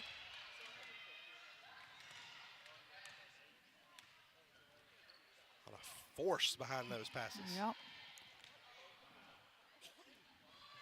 Back up to 3 seconds. Rebounded that time by Jory. Final 30 seconds of play. And because the ball hit the rim, even though the shot clock went off, it's still in play. So if anybody's wondering about that at home. Yes, not a violation. As long as it hits the rim, as you mentioned, it can hit the backboard and still be a violation. It has to hit the rim. Jory going to commit the foul. It'll be her third.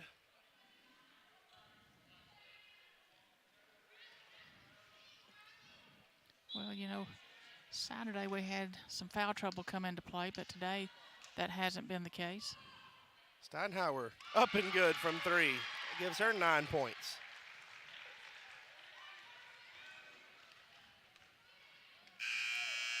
And a nice little heave at the basket to end it. 61-15, the final. All Dragonettes after the first quarter.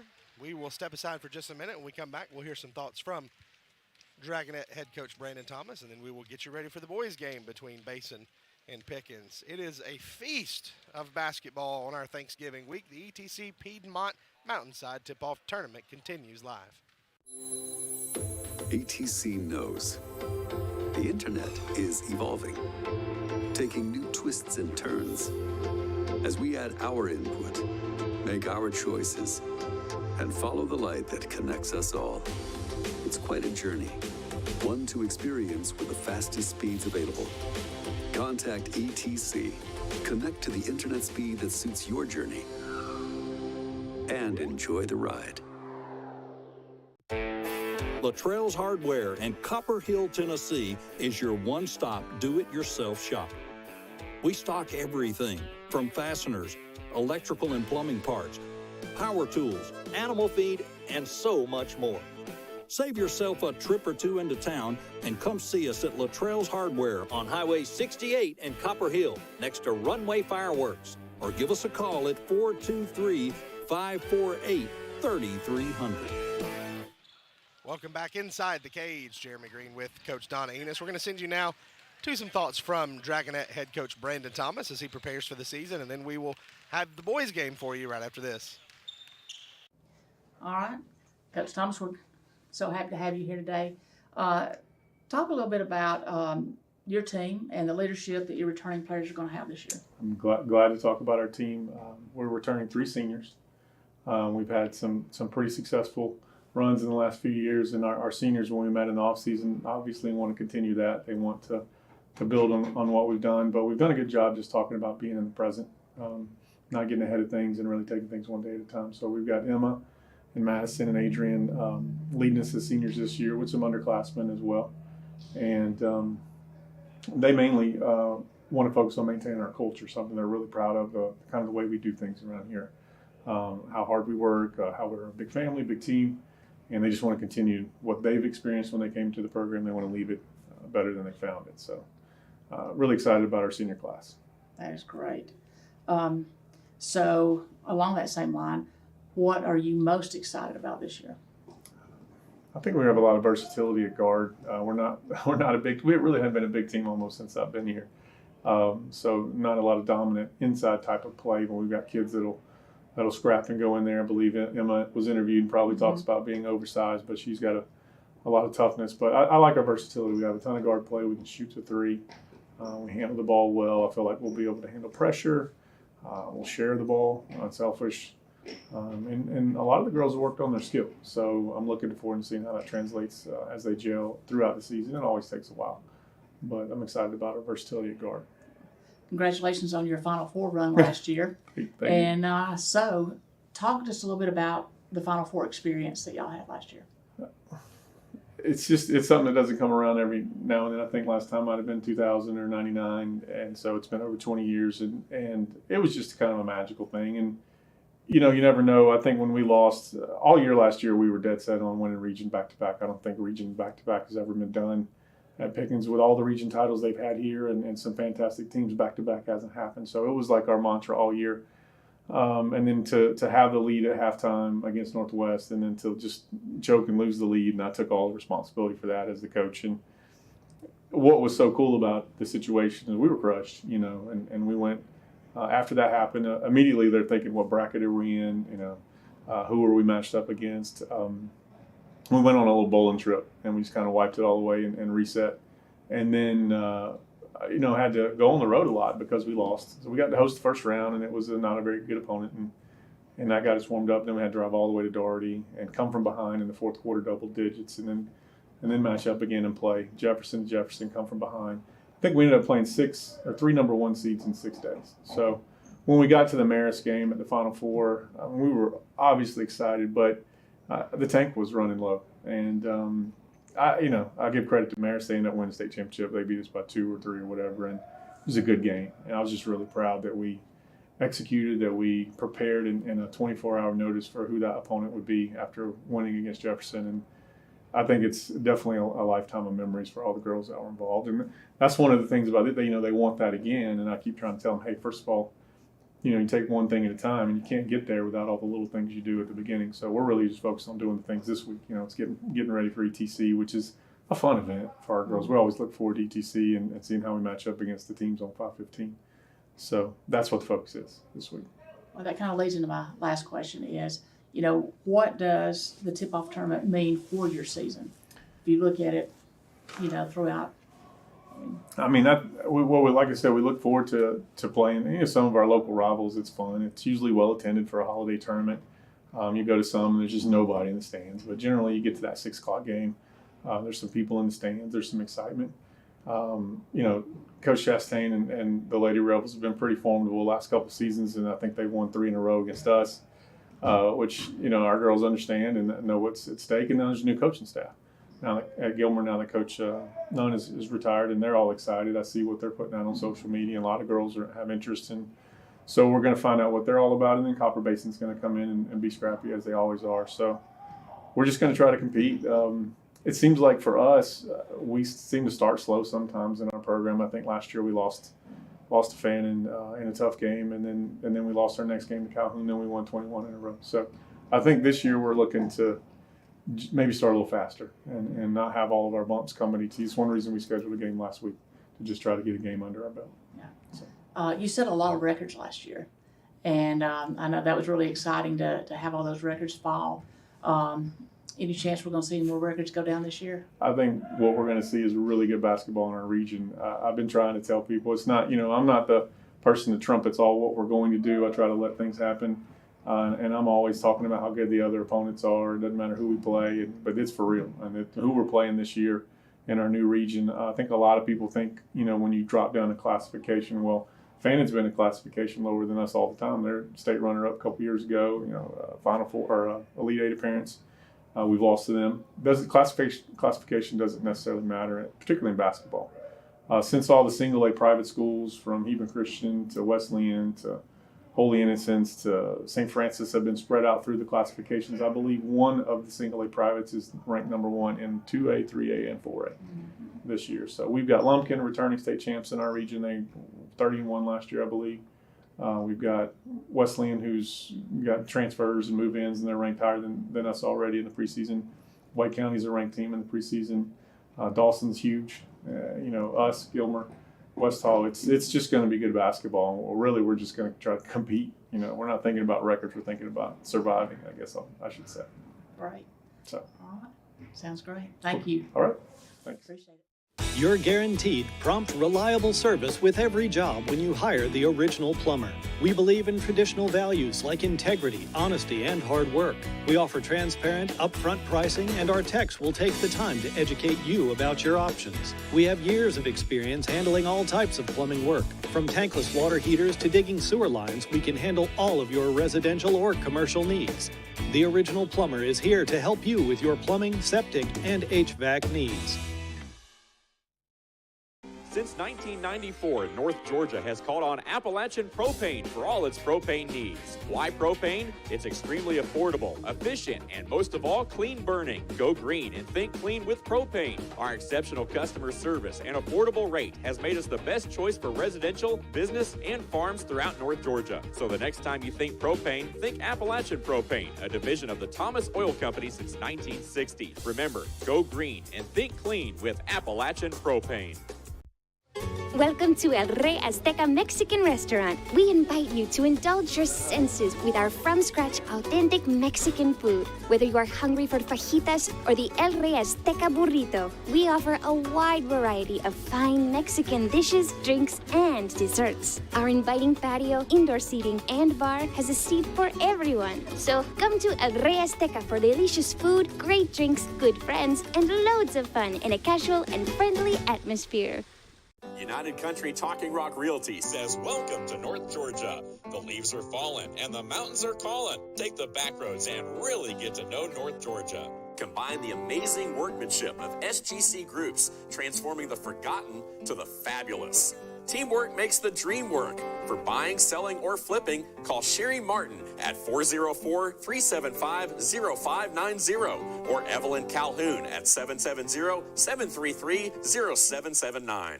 When other dealers are hitting the brakes, Bill Hope Blue Ridge is stomping the gas with our biggest selection of the year. We've got over 400 vehicles in stock and North Georgia's biggest truck inventory. Head back to school in a new Chevrolet with our lowest payments of the year. Drive a new Chevrolet for just $199 a month. That's only $199 a month at Bill Hope. And we've never paid more for trades. And we'll buy your vehicle even if you don't buy from us. When it comes to North Georgia's largest selection of new trucks and pre-owned vehicles, there's only one name you need to know: Bill Hope Blue Ridge. ATC knows the internet is evolving, taking new twists and turns. As we add our input, make our choices, and follow the light that connects us all. It's quite a journey, one to experience with the fastest speeds available. Contact ATC, connect to the internet speed that suits your journey, and enjoy the ride. Luttrell's Hardware in Copper Hill, Tennessee is your one-stop do-it-yourself shop. We stock everything from fasteners, electrical and plumbing parts, power tools, animal feed, and so much more. Save yourself a trip or two into town and come see us at Luttrell's Hardware on Highway 68 in Copper Hill, next to Runway Fireworks. Or give us a call at 423-548-3300. You're guaranteed prompt, reliable service with every job when you hire the original plumber. We believe in traditional values like integrity, honesty, and hard work. We offer transparent, upfront pricing, and our techs will take the time to educate you about your options. We have years of experience handling all types of plumbing work. From tankless water heaters to digging sewer lines, we can handle all of your residential or commercial needs. The original plumber is here to help you with your plumbing, septic, and HVAC needs. Since 1994, North Georgia has called on Appalachian Propane for all its propane needs. Why propane? It's extremely affordable, efficient, and most of all, clean burning. Go green and think clean with propane. Our exceptional customer service and affordable rate has made us the best choice for residential, business, and farms throughout North Georgia. So the next time you think propane, think Appalachian Propane, a division of the Thomas Oil Company since 1960. Remember, go green and think clean with Appalachian Propane.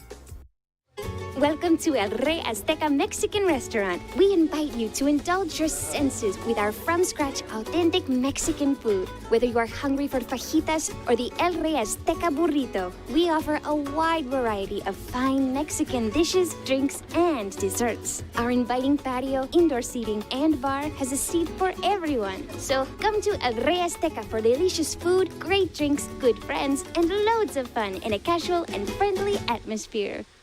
United Country Talking Rock Realty says welcome to North Georgia.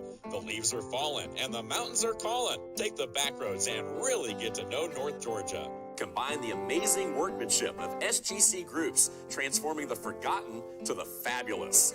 Teamwork makes the dream work. For buying, selling, or flipping, call Sherry Martin at 404-375-0590 or Evelyn Calhoun at 770-733-79. Are hitting the brakes. Bill Hope Blue Ridge is stomping the gas with our biggest selection of the year. We've got over 400 vehicles in stock and North Georgia's biggest truck inventory. Head back to school in a new Chevrolet with our lowest payments of the year. Drive a new Chevrolet for just $199 a month. That's only $199 a month at Bill Hope. And we've never paid more for trades. And we'll buy your vehicle even if you don't buy from us. When it comes to North Georgia's largest selection of new trucks and pre-owned vehicles, there's only one name you need to know. Bill Hope Blue Ridge. ATC knows the internet is evolving, taking new twists and turns. As we add our input, make our choices, and follow the light that connects us all. It's quite a journey, one to experience with the fastest speeds available. Contact ATC. Connect to the internet speed that suits your journey, and enjoy the ride. Luttrell's Hardware in Copper Hill, Tennessee is your one-stop do-it-yourself shop. We stock everything from fasteners, electrical and plumbing parts, power tools, animal feed, and so much more. Save yourself a trip or two into town and come see us at Luttrell's Hardware on Highway 68 in Copper Hill, next to Runway Fireworks. Or give us a call at 423-548-3300. You're guaranteed prompt, reliable service with every job when you hire the original plumber. We believe in traditional values like integrity, honesty, and hard work. We offer transparent, upfront pricing, and our techs will take the time to educate you about your options. We have years of experience handling all types of plumbing work. From tankless water heaters to digging sewer lines, we can handle all of your residential or commercial needs. The original plumber is here to help you with your plumbing, septic, and HVAC needs. Since 1994, North Georgia has called on Appalachian Propane for all its propane needs. Why propane? It's extremely affordable, efficient, and most of all, clean burning. Go green and think clean with propane. Our exceptional customer service and affordable rate has made us the best choice for residential, business, and farms throughout North Georgia. So the next time you think propane, think Appalachian Propane, a division of the Thomas Oil Company since 1960. Remember, go green and think clean with Appalachian Propane. Welcome to El Rey Azteca Mexican Restaurant. We invite you to indulge your senses with our from-scratch authentic Mexican food. Whether you are hungry for fajitas or the El Rey Azteca burrito, we offer a wide variety of fine Mexican dishes, drinks, and desserts. Our inviting patio, indoor seating, and bar has a seat for everyone. So come to El Rey Azteca for delicious food, great drinks, good friends, and loads of fun in a casual and friendly atmosphere. Game number 2 ready to get underway. Jeremy Green with Coach Donna Enos. It is Pickens and Copper Basin. And, Coach, both of these teams rip roaring and ready to go. They are. Both teams have just a little bit different look than they had last year. Both teams lost several kids to graduation.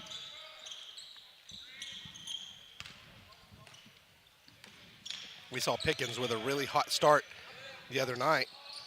Basin trying to get it going here early. The hot start was on the back of Caleb Lanford, but Jaden Stewart says, I'll take this one to start it off. Did not start in that game the other night, but lays it in for the first bucket of the game here early. Pickens coming out in their press. Almost got a steal, but it also leaves open a good-looking shot there. Justice Hamby up and good. Hammy got a really good look at that because of that press being out of position. Definitely a risk-reward analysis. How about that pass from Camden Dunn into the hands of Jaden Stewart?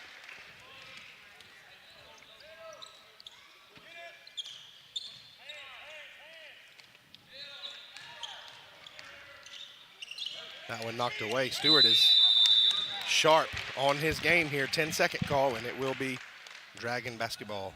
Well, everybody in the stands knows it's a 10-second call because of those shot clocks. James Tilley had a big night the other night, knocking down some threes. But it was this man, Lanford, who was on fire. And it's almost bizarre to see him miss a shot. I think he missed one the other night.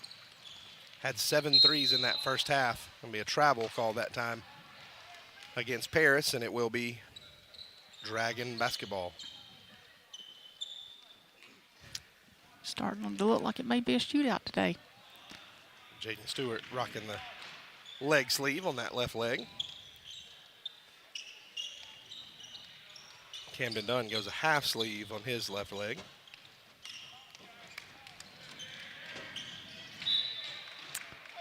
Going to be a collision. Are they going to call a foul or out of bounds? It's called out of bounds. It could easily been called a push. A little bit of a shove there, wasn't it? Yep. Coach Duffy down here trying to help the officials a little bit. He's known to do that.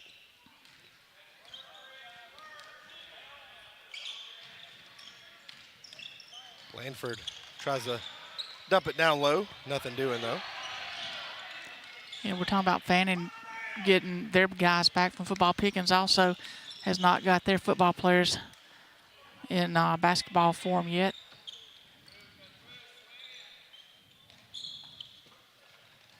Another three-pointer from Basin. Can't get that one to go. Cronic with the rebound, and it will be Lanford pushing it up the floor.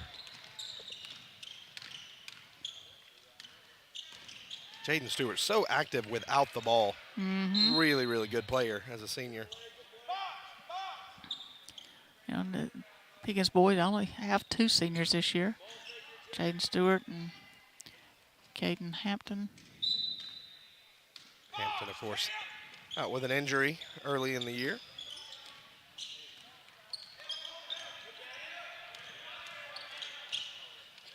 Stewart left open outside, makes some pay, at least with a shot, can't get it to go. Good looking stroke there from Stewart, even though it went in and out. Good block out by Talon Smith there for Basin. It was outsized, but held his ground. Basin done pretty well breaking that press so far.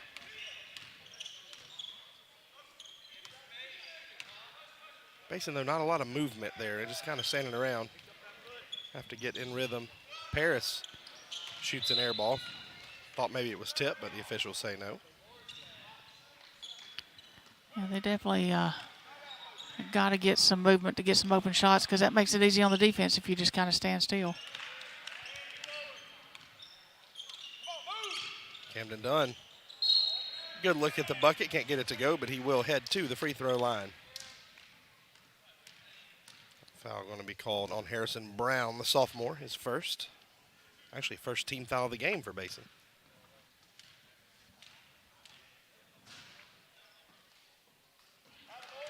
Camden Dunn, another good-looking shooter out there. I'm going to tell you what, now they've got some shooters this year.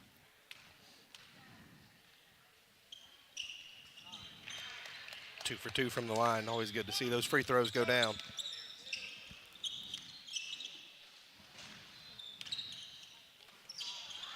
Steal that time from the Nets. 2-on-1 opportunity. Jaden Stewart whacked. Good sportsmanship there. Hard foul, but no ill intent from Connor Kimsey.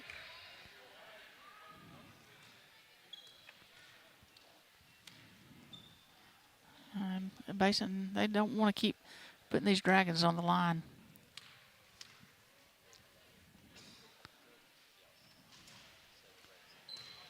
Just missed the first one there.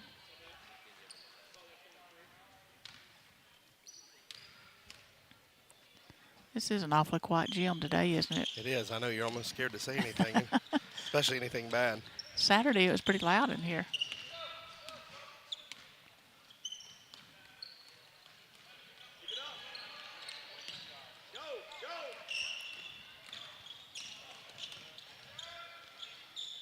Lanford, his first bucket of the game. He is up and good.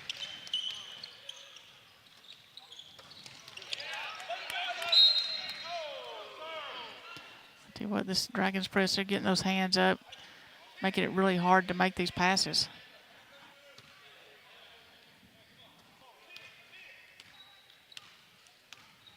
So 4:14 to go here in this opening quarter. 8-3.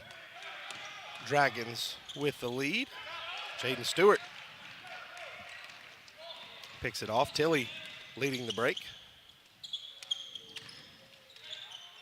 Stewart loses it that time as a battle for the ball. Copper Basin ends up with it. So you've got to keep your head on the swivel out here with both of these teams. That's right. Oh, in and out that time. They had more cuts that time on offense and kind of gave them a little bit better look. Push going to be called that time. I believe that's Harrison Brown's second foul. They're playing really tight defense, and you know, it's always a point of emphasis for the hand checking right there on the hip. Two big fellas into the game, Addison Hook and Isaiah Williams into the game. They'll be matched up down low.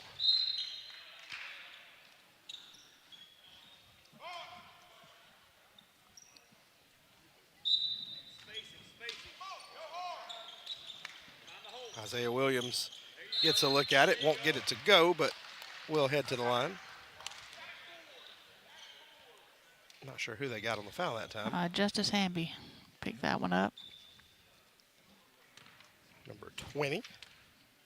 Not the 20th foul, jersey number. That would be a record. Isaiah Williams up and good. He's coming off a big year on the football field. Getting some looks from colleges. You're getting some looks from the ladies with that lovely head of hair, too. I mean, that is, people pay good money for those locks. Camden Dunn, nice hair. Tilly's got the blonde highlights. EJ Fitchett out there with a nice head of hair. They must be watching 70s videos. As you get older and grayer, you appreciate a good head of hair. Great pass right there. Trap down low, though, and they call a held ball.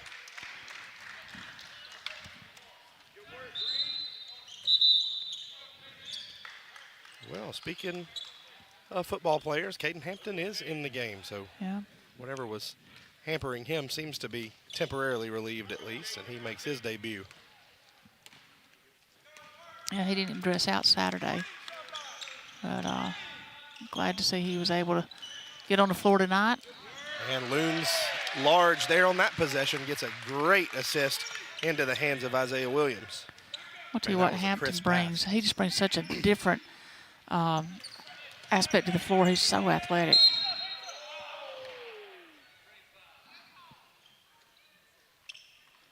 They're going to call Jaden Stewart, I think, for a foul.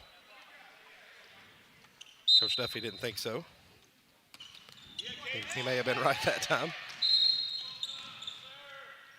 So now the call on the other end, Connor Kimsey picks up the foul. It's his second. Hampton making an impact, as he comes into the game. 2:35 left. It's still 11-3, 8-point advantage for Pickens.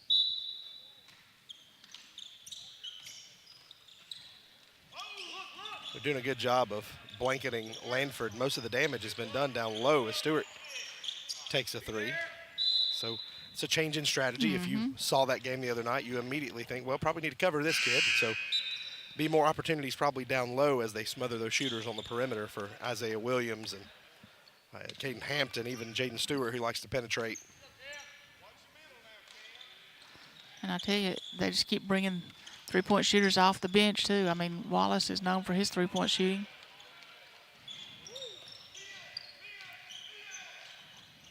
Caden Hampton again pokes that one away. Fast break opportunity for Jaden Stewart. He is up and good. Good body control once he got up in the air. And 30-second timeout going to be taken by Jeffrey Grimes will take it with him, 13-3. Pickens in control. United Country Talking Rock Realty says welcome to North Georgia. The leaves are falling and the mountains are calling. Take the back roads and really get to know North Georgia. Combine the amazing workmanship of SGC Groups, transforming the forgotten to the fabulous. Teamwork makes the dream work. For buying, selling, or flipping, call Sherry Martin at 404-375-0590 or Evelyn Calhoun at 770-733.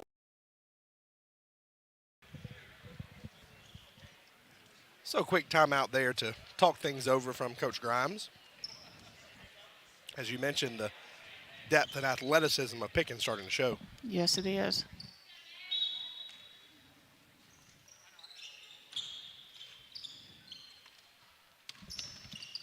A.J. Fitchett in trouble. They're trying to break that press.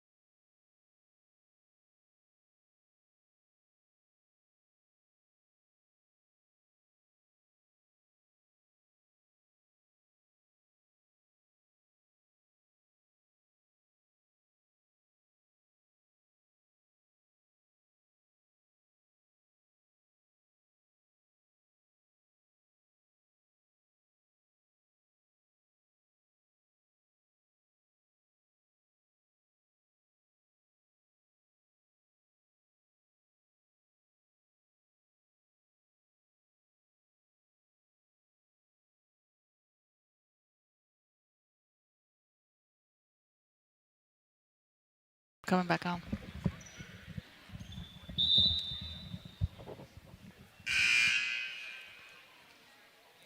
And we are back. A little bit of technical difficulties there. We look to have it all fixed up. We thank our director, Nick Boker. He is always troubleshooting and causing trouble simultaneously. So we appreciate him getting us back on the air. Listen, when you're live, Coach, anything can happen. So That's right. didn't miss a lot. 18-6, our score. And that's going to be a foul. See if they get Caleb Keith or Isaiah Williams. They will get Williams. I think while we were out, Nathan Wallace made 3 free throws to close out the quarter, 18-6.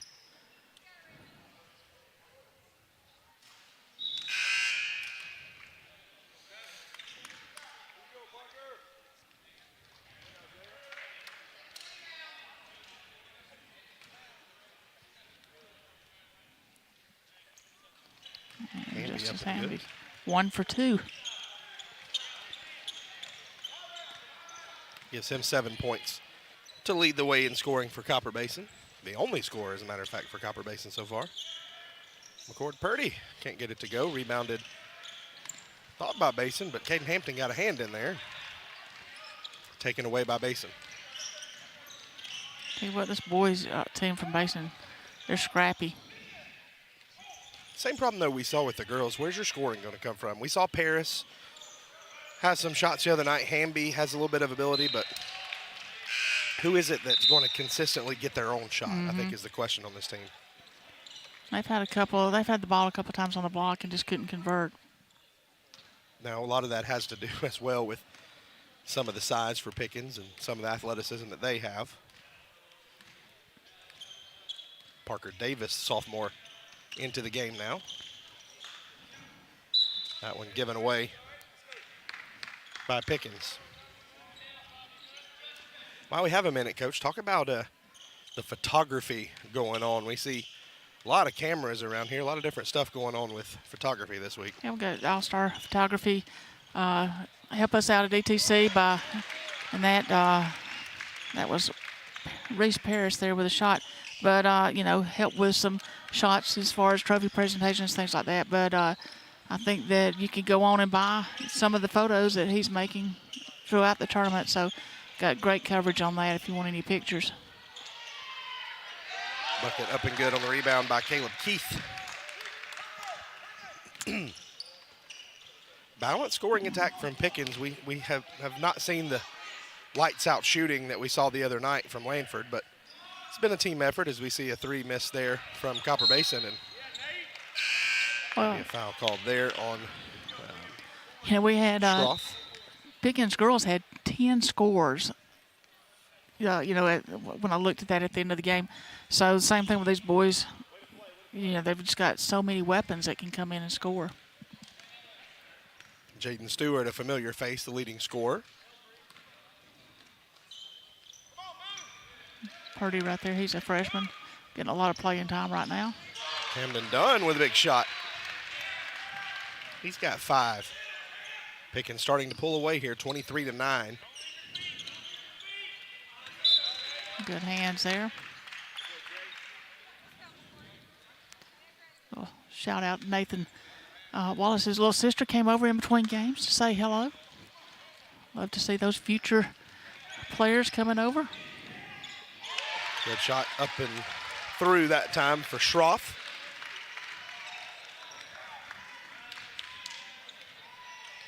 Look, Coach, we got to be honest. Between these games, there's a line of people waiting to come talk to you. Nobody's interested in what I have to say, but you always have not to give away too much. Parker Davis up and good. One of the referees walked all the way from across the court up through the people to the stands to just be able to shake your hand. So you've been holding court here this week. Well, I tell you what, you always want to be nice to the officials. Yeah, that's saying something after a long coaching career if the officials will still speak to you. Good shot from McCord Purdy. A Purdy shot, if you couldn't resist that one. Good looking shot. We knew that was coming. That's right. 30-second timeout taken on the floor. We will take it with them. 28-12 Dragons. You're guaranteed prompt, reliable service with every job when you hire the original plumber. We believe in traditional values like integrity, honesty, and hard work. We offer transparent, upfront pricing, and our techs will take the time to educate you about your options. We have years of experience handling all types of plumbing work. From tankless water heaters to digging sewer lines, we can handle all of your residential or commercial needs. The Original Plumber is here to help you with your plumbing, septic, and HVAC needs. 28-12, Pickens with the advantage. 4:54 left to play in quarter number 2, and Copper Basin playing tough, but the scoring ability from the Dragons starting to shine through, Coach. Yeah, and their press has disrupted, Basin just a little bit. They've gotten a couple of open looks, but it has bothered them some. And with a shot clock, slows it down. The ball is just kind of bouncing around there. A little bit of bad luck, too. That was a good-looking shot. Pickens, though, just a bunch of pure shooters, and they also have the ability to get in the lane. That time, couldn't get it to go. 3-on-1 here for Copper Basin. See if they're able to convert. A little Euro step, and that one slapped out by Dunn. Maybe could have been a foul, but got enough of the ball to get away with it there. Well, say the Lady Rebels are in the house getting ready to play. Yeah, this is game number 2 of 4. Will be Gilmer and Fannin teeing it up tonight. Lady Rebels and Lady Cats looking to get off the schneid after losing on Saturday.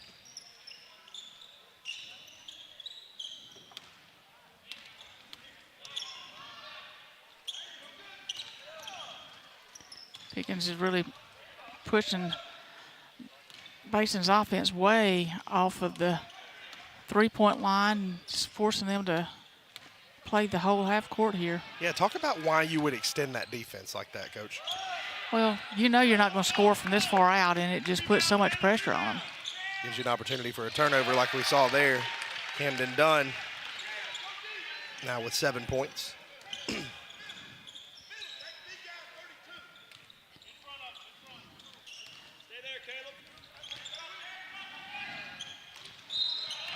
Out of bounds that time. Funny interaction there, Coach Duffy coaching his press. They say, get in front of the big guy, number 32. Yeah. You're Reese Parrish. Come on, Coach. What? Give me a break out here. It's just really, that press, the more you do it, just wears the other team down. Camden Dunn feeling it. That one was all the way down, came back out, and it'll be Basin basketball. Shot no good that time from Hamby. Maybe rushed it just a little bit. James Tilley can hit it from outside. Not able to get that one to go, and it'll be a held ball. Good job by Lanford fighting on that rebound, and it will stay with Pickens. The great Dell Land has made his entrance into the building.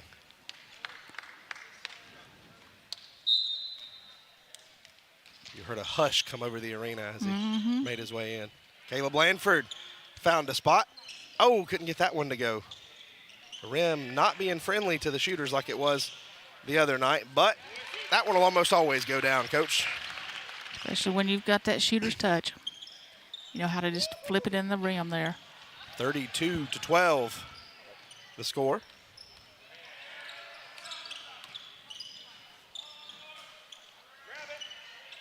Isaiah Williams comes down with the strong rebound.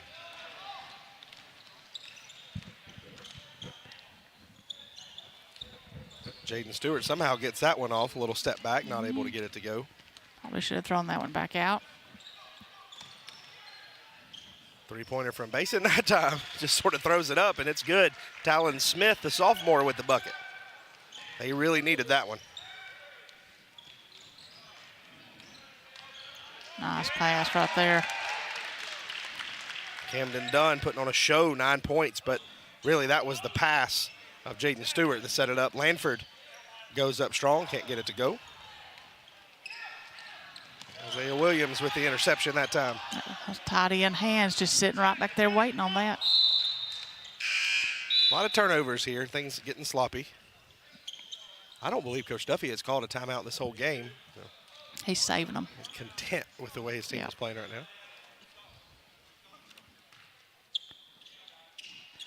So let's go back to why it's so hard when you pull the defense and push them out so much. I mean, when they're way out like that, there's no threat to score. So the longer you can keep them away from the basket, especially and run this shot clock down, it just puts more pressure on them. It's almost a half-court press. You know, you've got to break it and get an opening. Camden Dunn again to the bucket. He's in double figures with 11 now, leads all scorers. And, you know, the other night it was Lanford. Tonight it's Dunn. So, again, just showing the balance that they have.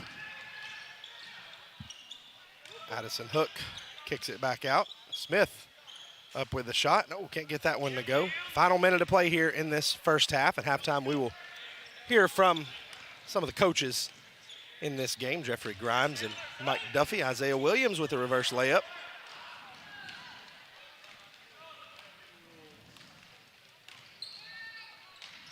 Oh, what a nice little shot there. Talon Smith, he just kind of chucks it up there, and that's 2 out of 3 times it's gone.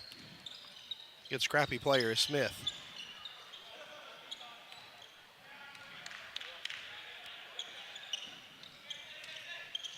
Good passing from the Dragons. It was the big man Williams that time. They're going to get Stewart with the foul, trying to reach in there. Ball movement. Really, really impressive. I've seen a couple of those backdoor cuts go for buckets for Pickens. A lot of subs. You've talked about that Saturday and today about how the bench comes into play. So, Coach, for those that, you know, didn't play ball or don't really think about it, an X's and O's type question, so we'll talk about it more in the second half, but thinking about, you know, these offensive sets. So we've seen a couple of those backdoor cuts. How much of basketball, especially now in the modern game, is scripted, is sets, you know, offensive and defensive calls, and how much of it is freestyling and you know, more and more I think we see the importance of transition. Well, today's game is a transition game, honestly, and we've had a lot of transition, but once you get to the half court, you can't just stand there, and so that's where you put the kids, and I tell you what, the more talented your team, all you got to do is kind of get them a set and let them make the play. Absolutely. And you don't have to go step by step with them. Well, Lanford can't get that one at the buzzer. We're glad to be back on with you. 36-17 our score. It is halftime here in game number 2. We will hear from some of the coaches involved in this, and we'll get you ready for the second half. Thank you for being with us as the tip-off tournament rolls on. Since 1994, North Georgia has called on Appalachian Propane for all its propane needs. Why propane? It's extremely affordable, efficient, and most of all, clean burning. Go green and think clean with propane. Our exceptional customer service and affordable rate has made us the best choice for residential, business, and farms throughout North Georgia. So the next time you think propane, think Appalachian Propane, a division of the Thomas Oil Company since 1960. Remember, go green and think clean with Appalachian Propane. Welcome to El Rey Azteca Mexican Restaurant. We invite you to indulge your senses with our from-scratch authentic Mexican food. Whether you are hungry for fajitas or the El Rey Azteca burrito, we offer a wide variety of fine Mexican dishes, drinks, and desserts. Our inviting patio, indoor seating, and bar has a seat for everyone. So come to El Rey Azteca for delicious food, great drinks, good friends, and loads of fun in a casual and friendly atmosphere. Halftime of game number 2 here on our tip-off tournament. It is day 2 of 3, so we're getting to the halfway point of this tournament. Good one here, Pickens and Copper Basin. We're going to send you now to some thoughts from coaches Jeffrey Grimes and Mike Duffy. We may get to both of them, may get one after the game, but we're going to hear what they had to say about this tournament and about the rest of the season. We'll be back after we hear from the coaches. We're here again with Coach Jeff Grimes. He is the boys' head basketball coach as well as the girls' head coach and athletic director. He is the Swiss Army knife here in Copper Basin in their school system. But Coach, talk about a little bit about all the different responsibilities you have and how you try to make all those things work together. Well, labor of love, to be sure. Just loving what I do here, loving working with these kids. As you mentioned, I coach the boys and girls basketball teams. I assisted the volleyball team a little bit this year. I announced the home games on the football on Friday nights, and just about anything else they need done. Clean up the gym, sweep the floors, whatever needs to be done.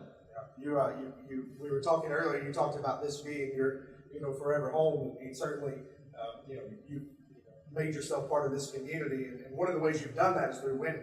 Your boys, who we're going to talk about now, are the reigning district champions as well. And you've got a big group coming back, and so sort of a lot of expectations on this team moving forward.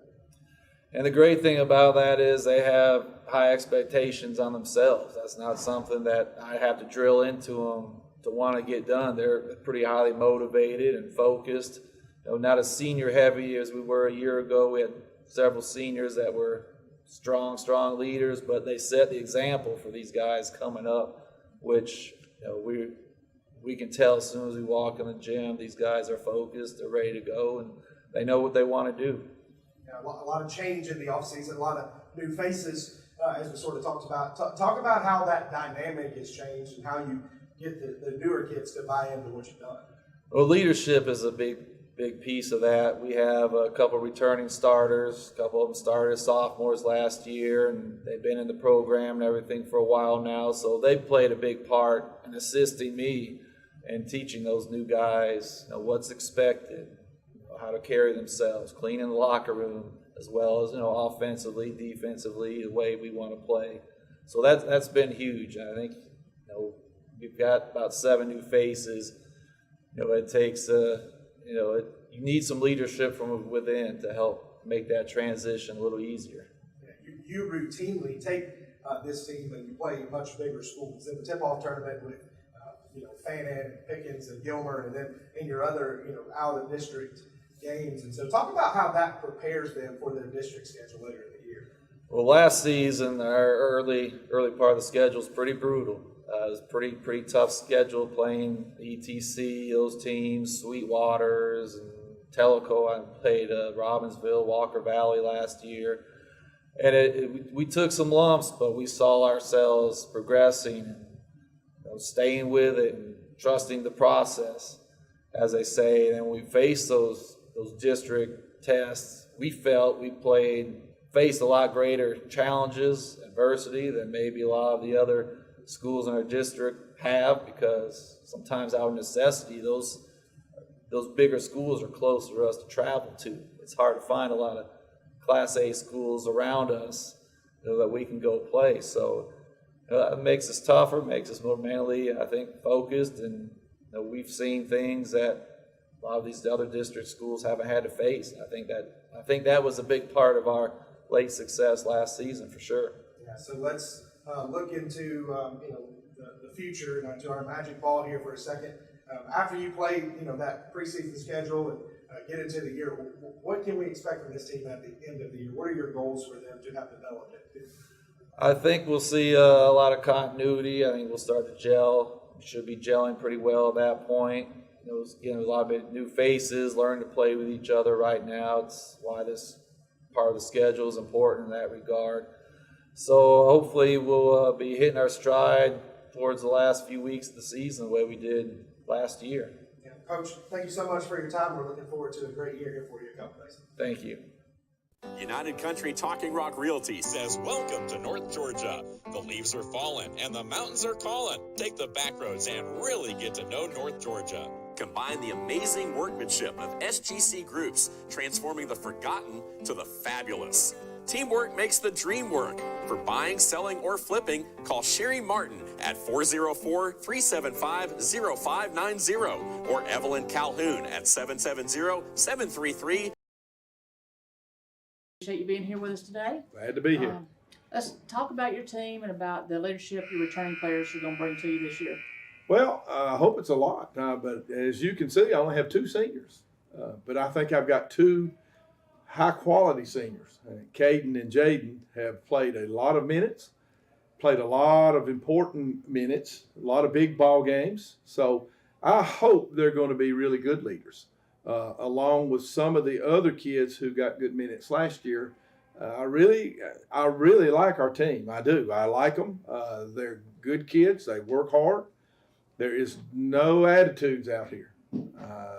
That is those in the coaching world will understand how big that is. And they've been really pleasant to work with. And how good we'll be, that you just don't know till you roll it out. But I like them, and I like our chances.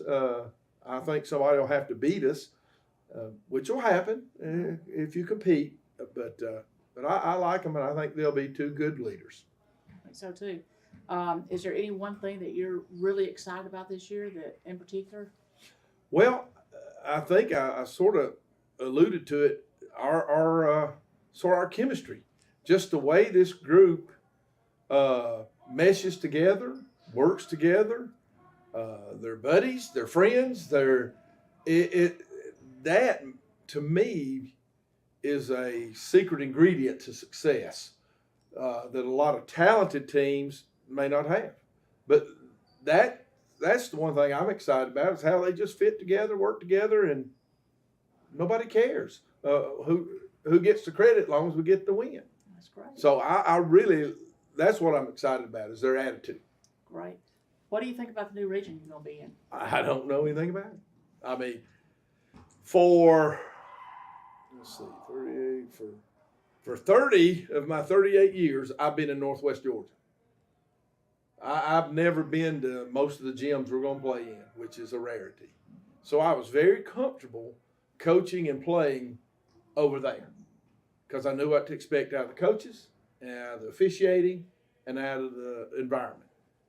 I know nothing. I really don't. I am going, you're talking about blind. I'm going blind into this new region. But on the other hand, they don't know me and they don't know us. So hopefully I can use that to our advantage. But I really don't know what to expect. I don't. I don't know how. I hear we got some good players in this region. White County's got an all-state player. Wesleyan's got an all-state player. Gilmer's got one. So I don't know. I really don't know what to expect. But they don't either. Gonna have fun?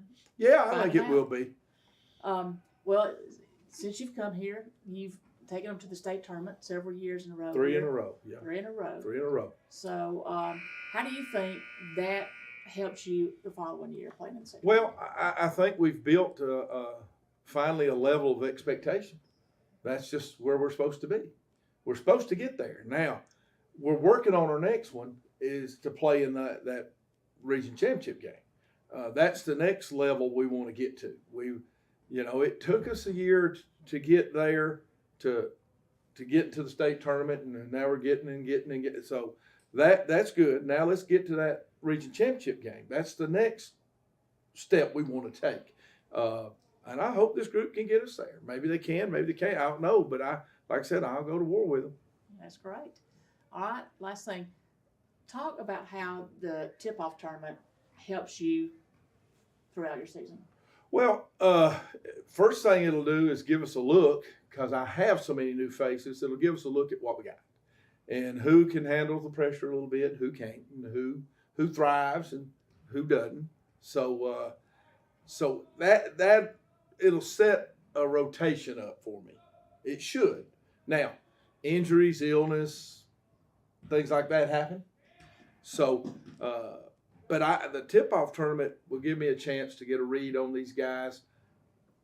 You love to win every game, and I want to win the ETC again. But we're going to go in to compete, and I can see who's going to compete better or not, and who, where my pieces fit. So that's what I'm looking forward to.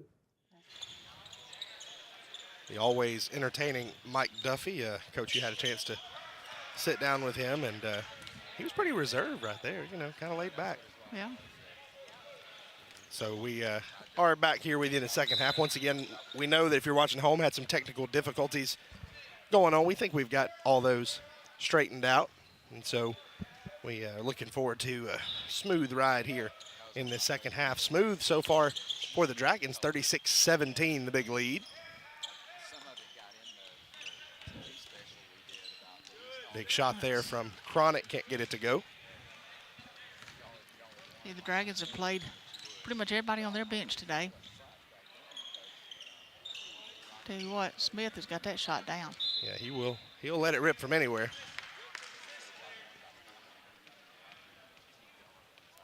That high arch on that ball gives it a little bit better chance than those line drives. Nice inbounds play. Parrish just cannot get it to go. The length of Chronic has bothered him since the beginning.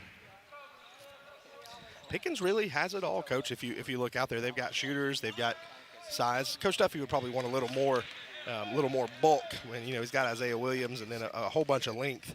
But you've got shooters, you've got guys that can create their own shot, and guys that can get to the bucket. Here's one of them, dangerous inside and out. And you've got Camden Dunn, there on the rebound. He's scored from both places. You've got a lights-out shooter in Lanford. You've got another great shooter in Tilly, athleticism with Hampton. So you've got all the pieces there.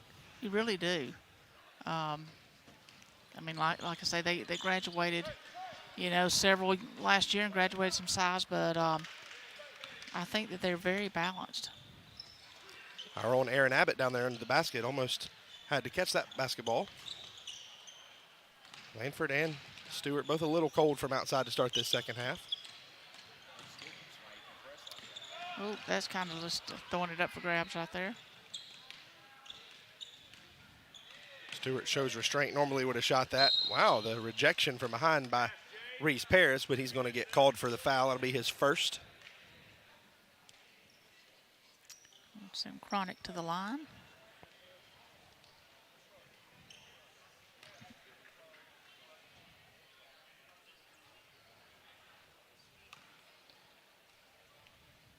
The first game we had two undefeated teams playing, and the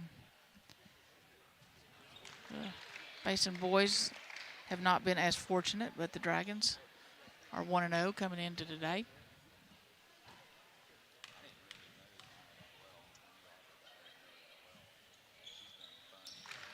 Chronic 2 of 2 there from the line. Still coming out with his press. They've left that back open, though. Nice job by Basin, but just could not convert there. If they could make a couple of those shots coming off the back of that press there. Yeah, Rim not being too kind to anybody here this afternoon.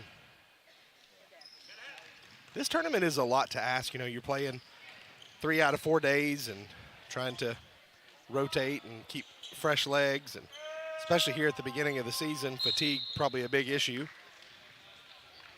Those shots will go down. Later in the year, Lanford picks up his first foul. Well, I'll tell you, in the pregame, Tori Williams and Coach Jordan Shaw, they were talking about, they said, that rim moves when it's hit. I said, well, there's one way to solve that. I said, just nothing but net. That's worry right. about Don't have the to rim. worry about it. I'm sure that got a pop out of those two.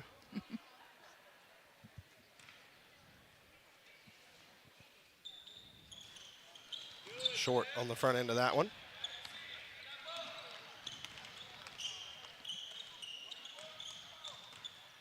Lanford trying to get it to go there. He has not had the open looks he had Saturday. Talon Smith covering him like a blanket over there. Like white on rice, as people say. Stewart left open right there. He is a master of that little floater. Up and good. Gives him 10, along with Camden Dunn's 11 to lead the way. Foul there on Chronic.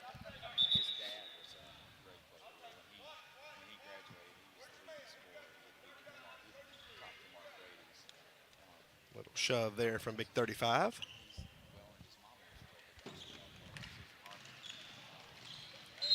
I know it didn't end like it should have, but that was a great play out of bounds. You catch the guy in stride. Yep. That's the way you draw it up, but you draw it up to score. Tried the little cut there, didn't work out, and then insult to injury. Kimsey's going to pick up his third foul. I'm going to tell you, a lot of these times, these are frustration fouls. You make a mistake, and that's what I always tried to preach was, you make a mistake, just go play. Don't compound that mistake by being frustrated and making another mistake. Okay, right before halftime, we were talking about design plays, and that was a design play. And it just depends on your personnel, how much freedom you give them in that offense. But as we talked about, even though that one didn't convert, the importance of transition basketball, especially in today's game. We talked about, I believe, on Saturday, Bellarmine University, where the ball never even touches the floor and they're just passing, as we see that one picked off, and Tilly's going to end up with an easy look. But, this is very much basketball. Not that it should be this way for those basketball purists, but it ends up being an individual game in a lot of cases. A lot of isolation plays, a lot of Euro steps, as we've seen right there, and a lot of improvisation, the importance of the fast break, the three-point shot. The game has changed, but you still have to have that coaching, and you still have to have your core principles, there at your disposal. Well, and that's the coach's job, is to put those kids in a position for them to be successful. And some kids need a little bit more structure than others. But whatever makes your group successful. I think more and more, as we see a 2-on-1 here, and Camden Dunn able to finish 13 for him, more and more a coach's role is that of a teacher. At the college level, a guy like John Calipari, who played on TV last night, he is he's collecting things. He's a collector, right? He goes and gets these very polished high school players from all over the country, brings them in, puts them in a system, and says, go. Certainly there's teaching involved in that, but at this level, especially guys like Mike Duffy and Jeffrey Grimes, who are good teachers, you're still teaching fundamentals. Right here, we look over, he's having a discussion with Camden Dunn about the way he finishes at the bucket, and he's telling his guys who to line up against and, how to defend out-of-bounds plays. And so it's very important that you are a teacher at that level. Exactly. And, honestly, it's not fun to work on fundamentals all the time. And, and sometimes you have to find creative ways to work those fundamentals in different situations. And, at times, you hate to use the word discipline. This unit was getting a little bogged down, so he said, all right, all 5 of y'all out of there. That's not working. Let's put 5 new guys in there and see if they can get a little spring in their step. So timeout going to be taken on the floor by Jeffrey Grimes, another teachable moment. We will take it with him. 44-18, Dragons in control. When other dealers are hitting the brakes, Bill Hope Blue Ridge is stomping the gas with our biggest selection of the year. We've got over 400 vehicles in stock and North Georgia's biggest truck inventory. Head back to school in a new Chevrolet with our lowest payments of the year. Drive a new Chevrolet for just $199 a month. That's only $199 a month at Bill Hope. And we've never paid more for trades. And we'll buy your vehicle even if you don't buy from us. When it comes to North Georgia's largest selection of new trucks and pre-owned vehicles, there's only one name you need to know: Bill Hope Blue Ridge. And we are back. Jeffrey Grimes down there with the old dry erase board. Now, when you were coaching, did you really enjoy drawing up the plays and the squiggly lines, or were you more of a, let me just tell you what I want you to do? I tried to be more prepared, so I was not real good about doing stuff on the fly. There's times that you do it, and if there's something that you've worked on that you need to correct and show. But, I didn't use the board a lot. But everybody's everybody's different. Wow, what a play by Caden Hampton. Almost came up with it, but Basin will get it going. Addison Hook there, saving the day in the middle.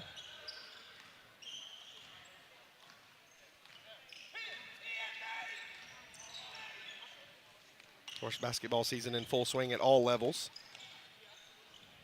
Major college games on TV the last couple of weeks. I love the early season college tournaments. You see these big-time matchups to get you ready for the Final Four. Kentucky and Gonzaga playing last night, and we saw Michigan State, I believe, upset Villanova the other night, and those big-time programs, the Dukes and North Carolinas and UCLA's of the world, squaring off. Texas, a really good team this year, and so get to see those teams play at other big teams, and then they go through their conference play and conference tournaments, and then you get the big dance at the end of the year.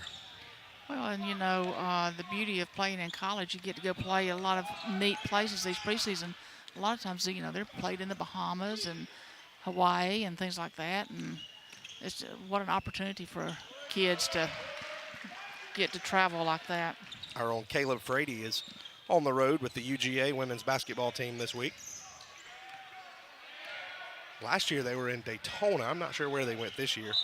It involved a flight, so maybe the Bahamas or somewhere like that. Maybe somebody that is watching at home can tell us where they are. Had a volleyball game over the weekend, so every sport enjoying this time of year. I think we might can move this tournament down to the beach maybe next year. Yeah, that'd be nice, wouldn't it?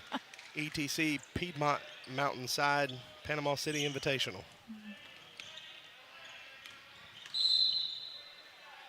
Of course, this week is the Maui Invitational. That's not a bad place to go either. I believe that was a 3-second call.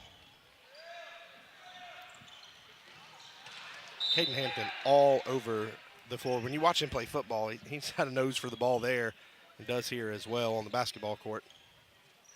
He was an impact player in football, but he, he doesn't look real big, but just he has such leaping ability and quickness.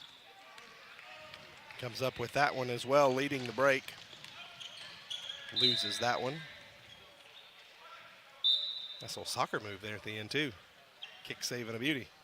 Speaking of soccer, World Cup going on. Team USA should be in the middle of their game right about now. See if we can get you a score update. They're playing Wales over in Qatar. Caleb Keith, little left-handed shot, can't get it to go. So the game is over, and kind of a shocker. It ends 1-1. The U.S. draws with Wales. That's problematic in the group stage, so they're going to have to step up their game. So men's national team draws with Wales. I guess if the Prince of Wales is going to become king, maybe the Welsh folks are stepping their game up.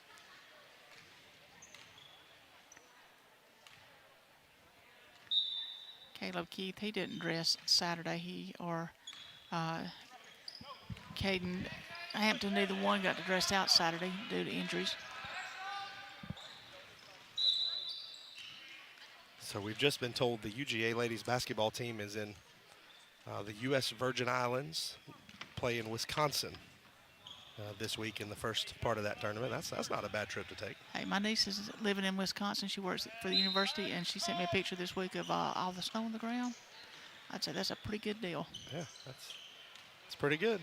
Sand versus snow, the debate can rage on.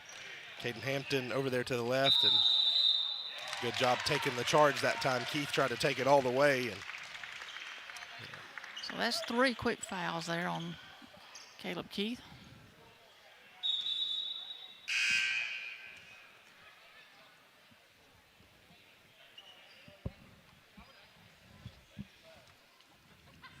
.113 left in this third quarter of play, 46-18 the score.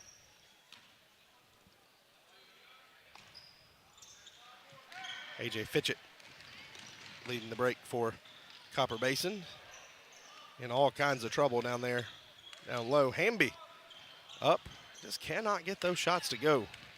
I'm going to tell you what, these boys from Basin, they've gotten some good looks and they've got great form.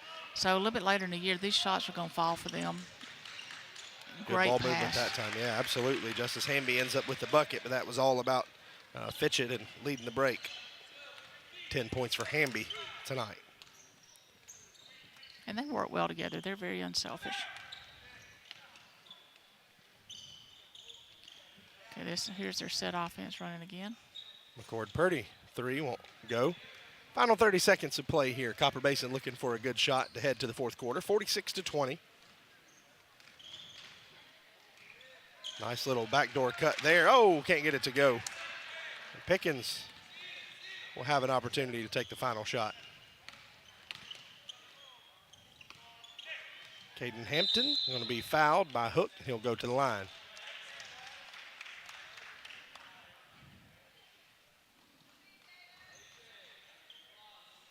Trying to figure out who the foul was on. It is indeed 44 Addison Hook.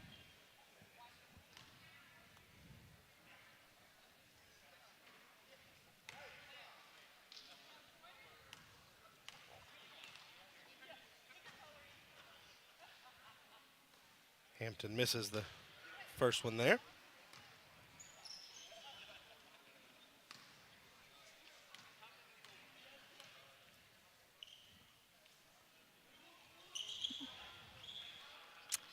he'll get his touch back when he gets a few days practice in. So Basin trying to get a shot off. They won't be able to get it, and that will do it for the third quarter. So after 3, 46-20, our score. We will have the final quarter for you after this quick break. Come back with us as we roll on.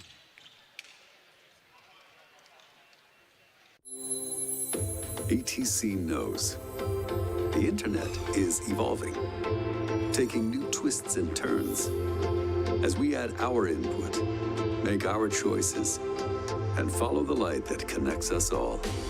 It's quite a journey, one to experience with the fastest speeds available. Contact ATC.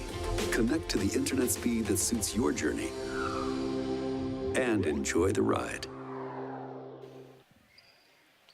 Camden Dunn with 13 points. Jaden Stewart with 10 to lead the way for Pickens, but a very balanced attack. Lanford, Wallace, Caleb Keith, McCord Purdy, James Tilley, Isaiah Williams, Seth Cronick, all getting in the score column, and so been a successful day. 46 points, not a lot. I think you can attribute a lot of that to that tough Basin defense, but a balanced attack nonetheless. That's true. You got 10 people scoring 46 points, so that shows that, you know, it is well balanced. Justice Hamby accounting for half of the Copper Basin offense with 10, leading the way tonight.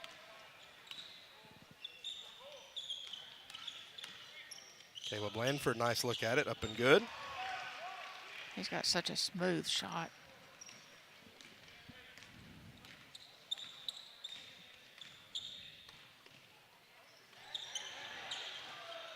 Man, they've had so many good looks like that, Coach, where they just could not get it to drop. And most nights that will drop for them, so just a little off night tonight. Stewart can't get it to go.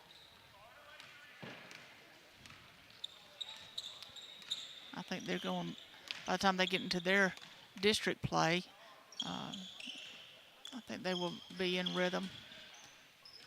Bad pass that time. A little miscommunication. Stewart, little left-handed attempt, couldn't get that one to go.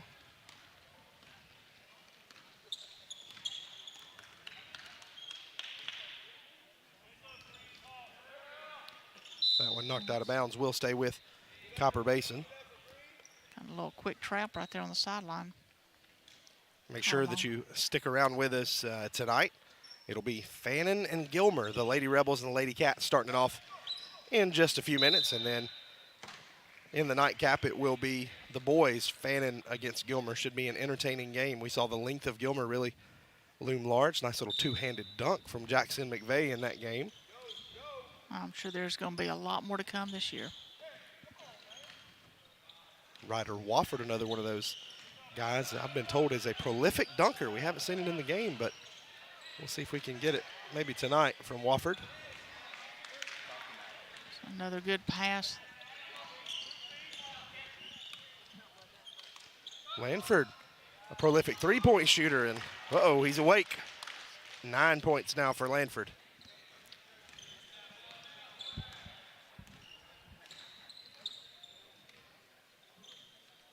Just over 6 minutes left. It is a 31-point advantage for the Dragons. Pickens had a really hard time with that trap. Pickens doing a really good job of it. Now they've got it in the corner, and it looks like they're going to give Lanford a foul. Well, that's number 4 for him. He's picked up a couple of quick ones right here.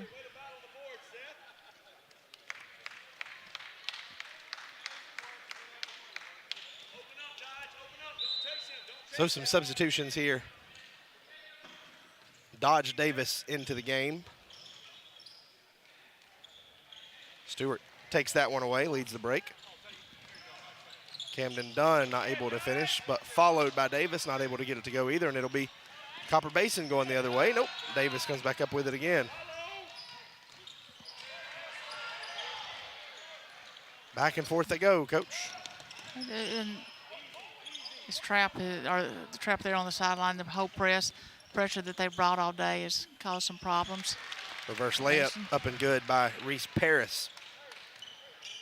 First bucket we've seen for Basin in a while. Lanford left open from outside. Couldn't get that one to go. And Good hustle by steps Dunn. out of bounds, yeah.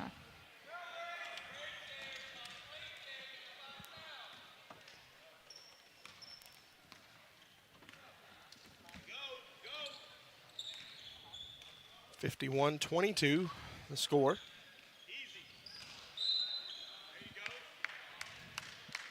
If you're at home looking for something to do on this Monday night, come on out. Gym, as you mentioned, starting to fill up, not nearly full yet.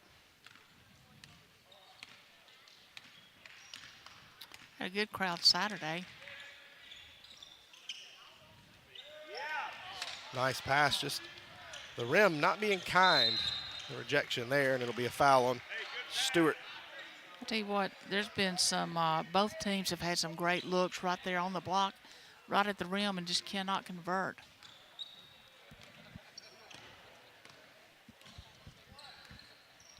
But it's early in the season, and that's to be expected.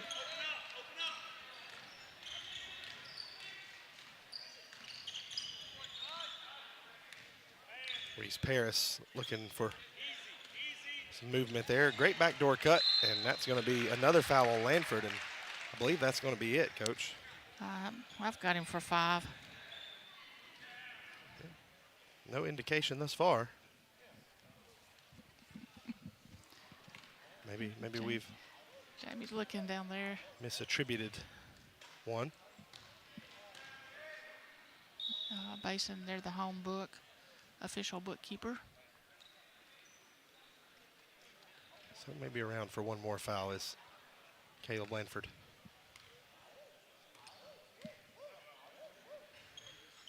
Dean over 2 from the line.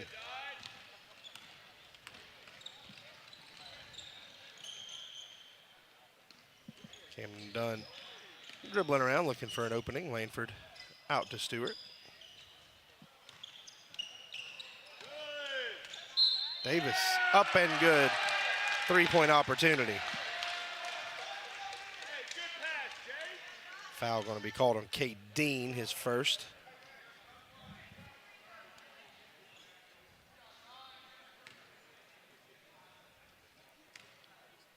Dodge Davis trying to complete the 3-point play. Up and good. Sophomore contributing to the game.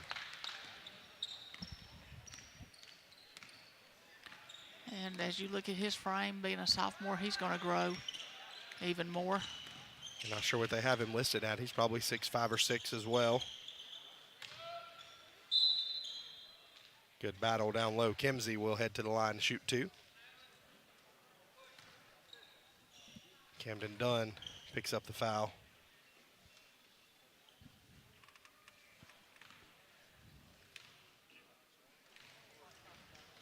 Connor Kimsey to the line, trying to get some points on the board. Nice looking shot there.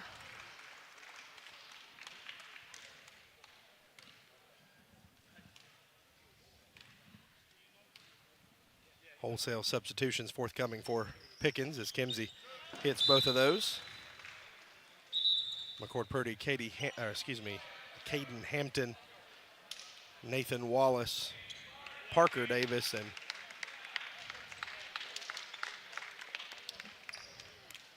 so he'll join his brother. So both Davises out there. As I mentioned, if they're not brothers, I'm seeing double.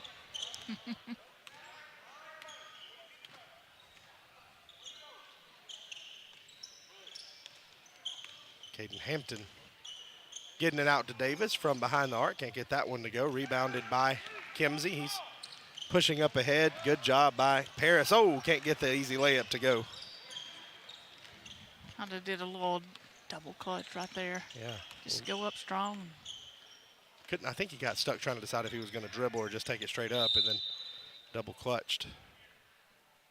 Whistle away from the basket. Going to be on Cade Dean. He's been pushing a little out there.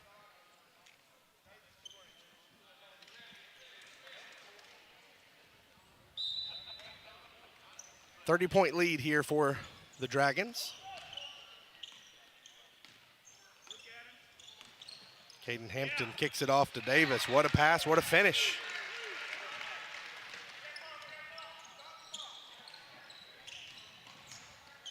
Davis comes up with the steal. Pickens pressing again. McCord Purdy from the outside. Nathan Wallace with the rebound. Purdy with the second attempt, and that time he knocks it down.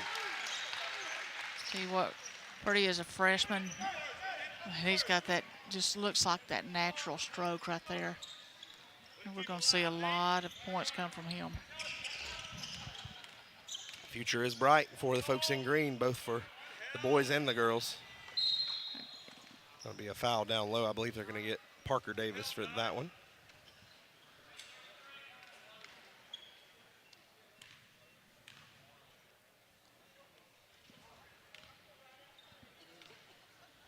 Two and a half left to go.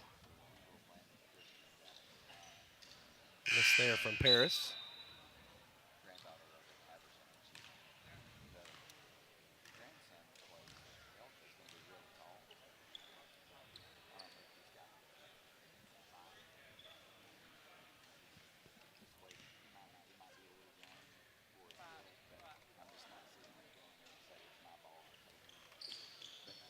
Second free throw up and good for Reese Paris. He's got 5 tonight.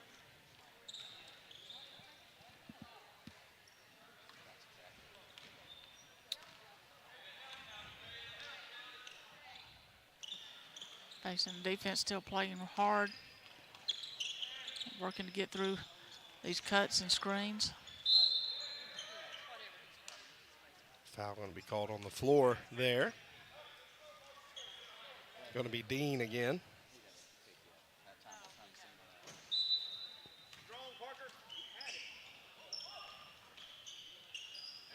Well, that's going to be quite the luxury, Coach, just to be able to throw it up to those tall guys and lay it in. That's 6 for Parker Davis tonight.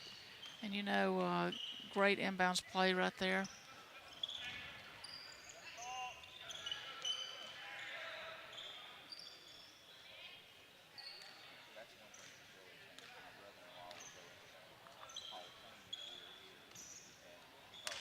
That one slapped away from Caden Hampton by Hampton with authority.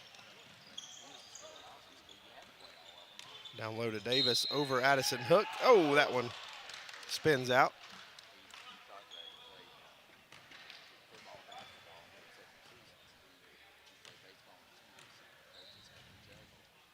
So Davis will have 2 shots here with 1:39 left. You can tell these kids have played together coming up through junior high, middle school. Just feel comfortable with each other and knowing where each other's going to be.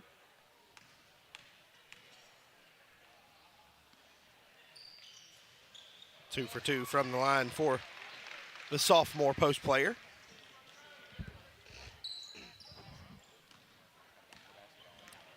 Final minute and a half here. Basin still hanging tough. Pickens with an almost 40-point advantage. Basin just really not able to do anything offensively. Have played tough on the defensive end, but just not able to get it going.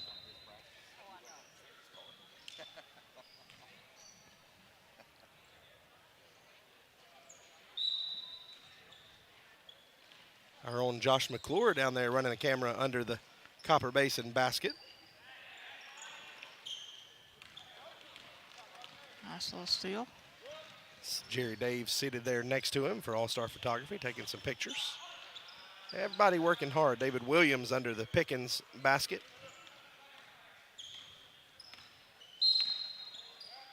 Offensive foul there going to be called on Dodge Davis.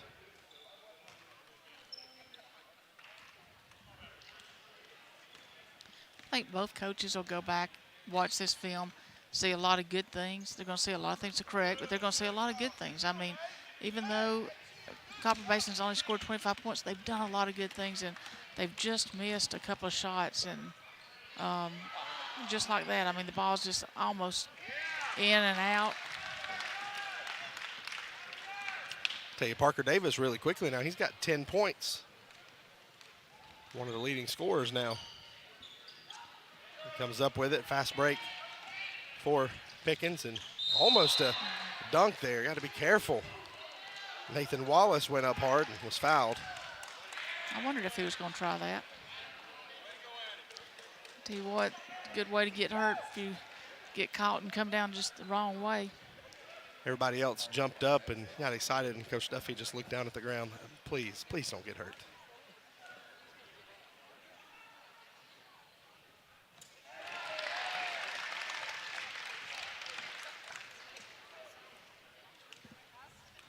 Nathan Wallace here with the second of these 2 free throws. Knocks them both down.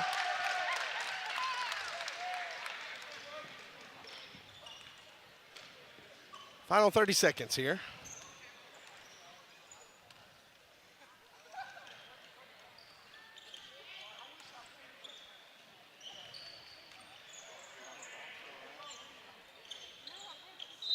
Basin continuing to try to look for an opportunity. That one kicked out of bounds. Shot clock is turned off. Game clock 15.5. Tell you what, I like having that game clock just above the shot clock. You know, your line of sight right there, I think it helps those kids to see, be able to see and not have to look in 2 different places. Shot clock not an issue in this game. We haven't seen it come into play at all. Foul going to be called there on Parker Davis. I tell you, in these situations, you almost wish, all right, let's just let it go and be done with it, but trying to call it right. Consistency. Talon Smith will go to the line. 5 seconds left to go. After this, we'll hear from Gilmer Lady Cats head coach Danny Wright, welcoming her to the area and to the ETC viewing populace. She'll be sharing some thoughts with us. Smith 1 of 2 there. And that will do it for game 2 of 4. 67-26, the final big win for Pickens. We will send it to break here in just a minute. And when we come back, we will hear from Danny Wright. We'll get you ready for games number 3 and 4 and have all sorts of basketball enjoyment for you. Thank you for being with us. We'll be back in just a little bit. Luttrell's Hardware in Copper Hill, Tennessee is your one-stop do-it-yourself shop. We stock everything from fasteners, electrical and plumbing parts, power tools, animal feed, and so much more. Save yourself a trip or 2 into town and come see us at Luttrell's Hardware on Highway 68 in Copper Hill, next to Runway Fireworks. Or give us a call at 423-548-3300. You're guaranteed prompt, reliable service with every job when you hire the original plumber. We believe in traditional values like integrity, honesty, and hard work. We offer transparent, upfront pricing, and our techs will take the time to educate you about your options. We have years of experience handling all types of plumbing work. From tankless water heaters to digging sewer lines, we can handle all of your residential or commercial needs. The original plumber is here to help you with your plumbing, septic, and HVAC needs. Big wins for Pickens, the Dragonettes and the Dragons. Coach, really, really dominant performances from beginning to end for both of them. Exactly, and I think they should be pleased with what they saw tonight. So Pickens undefeated, 2-0.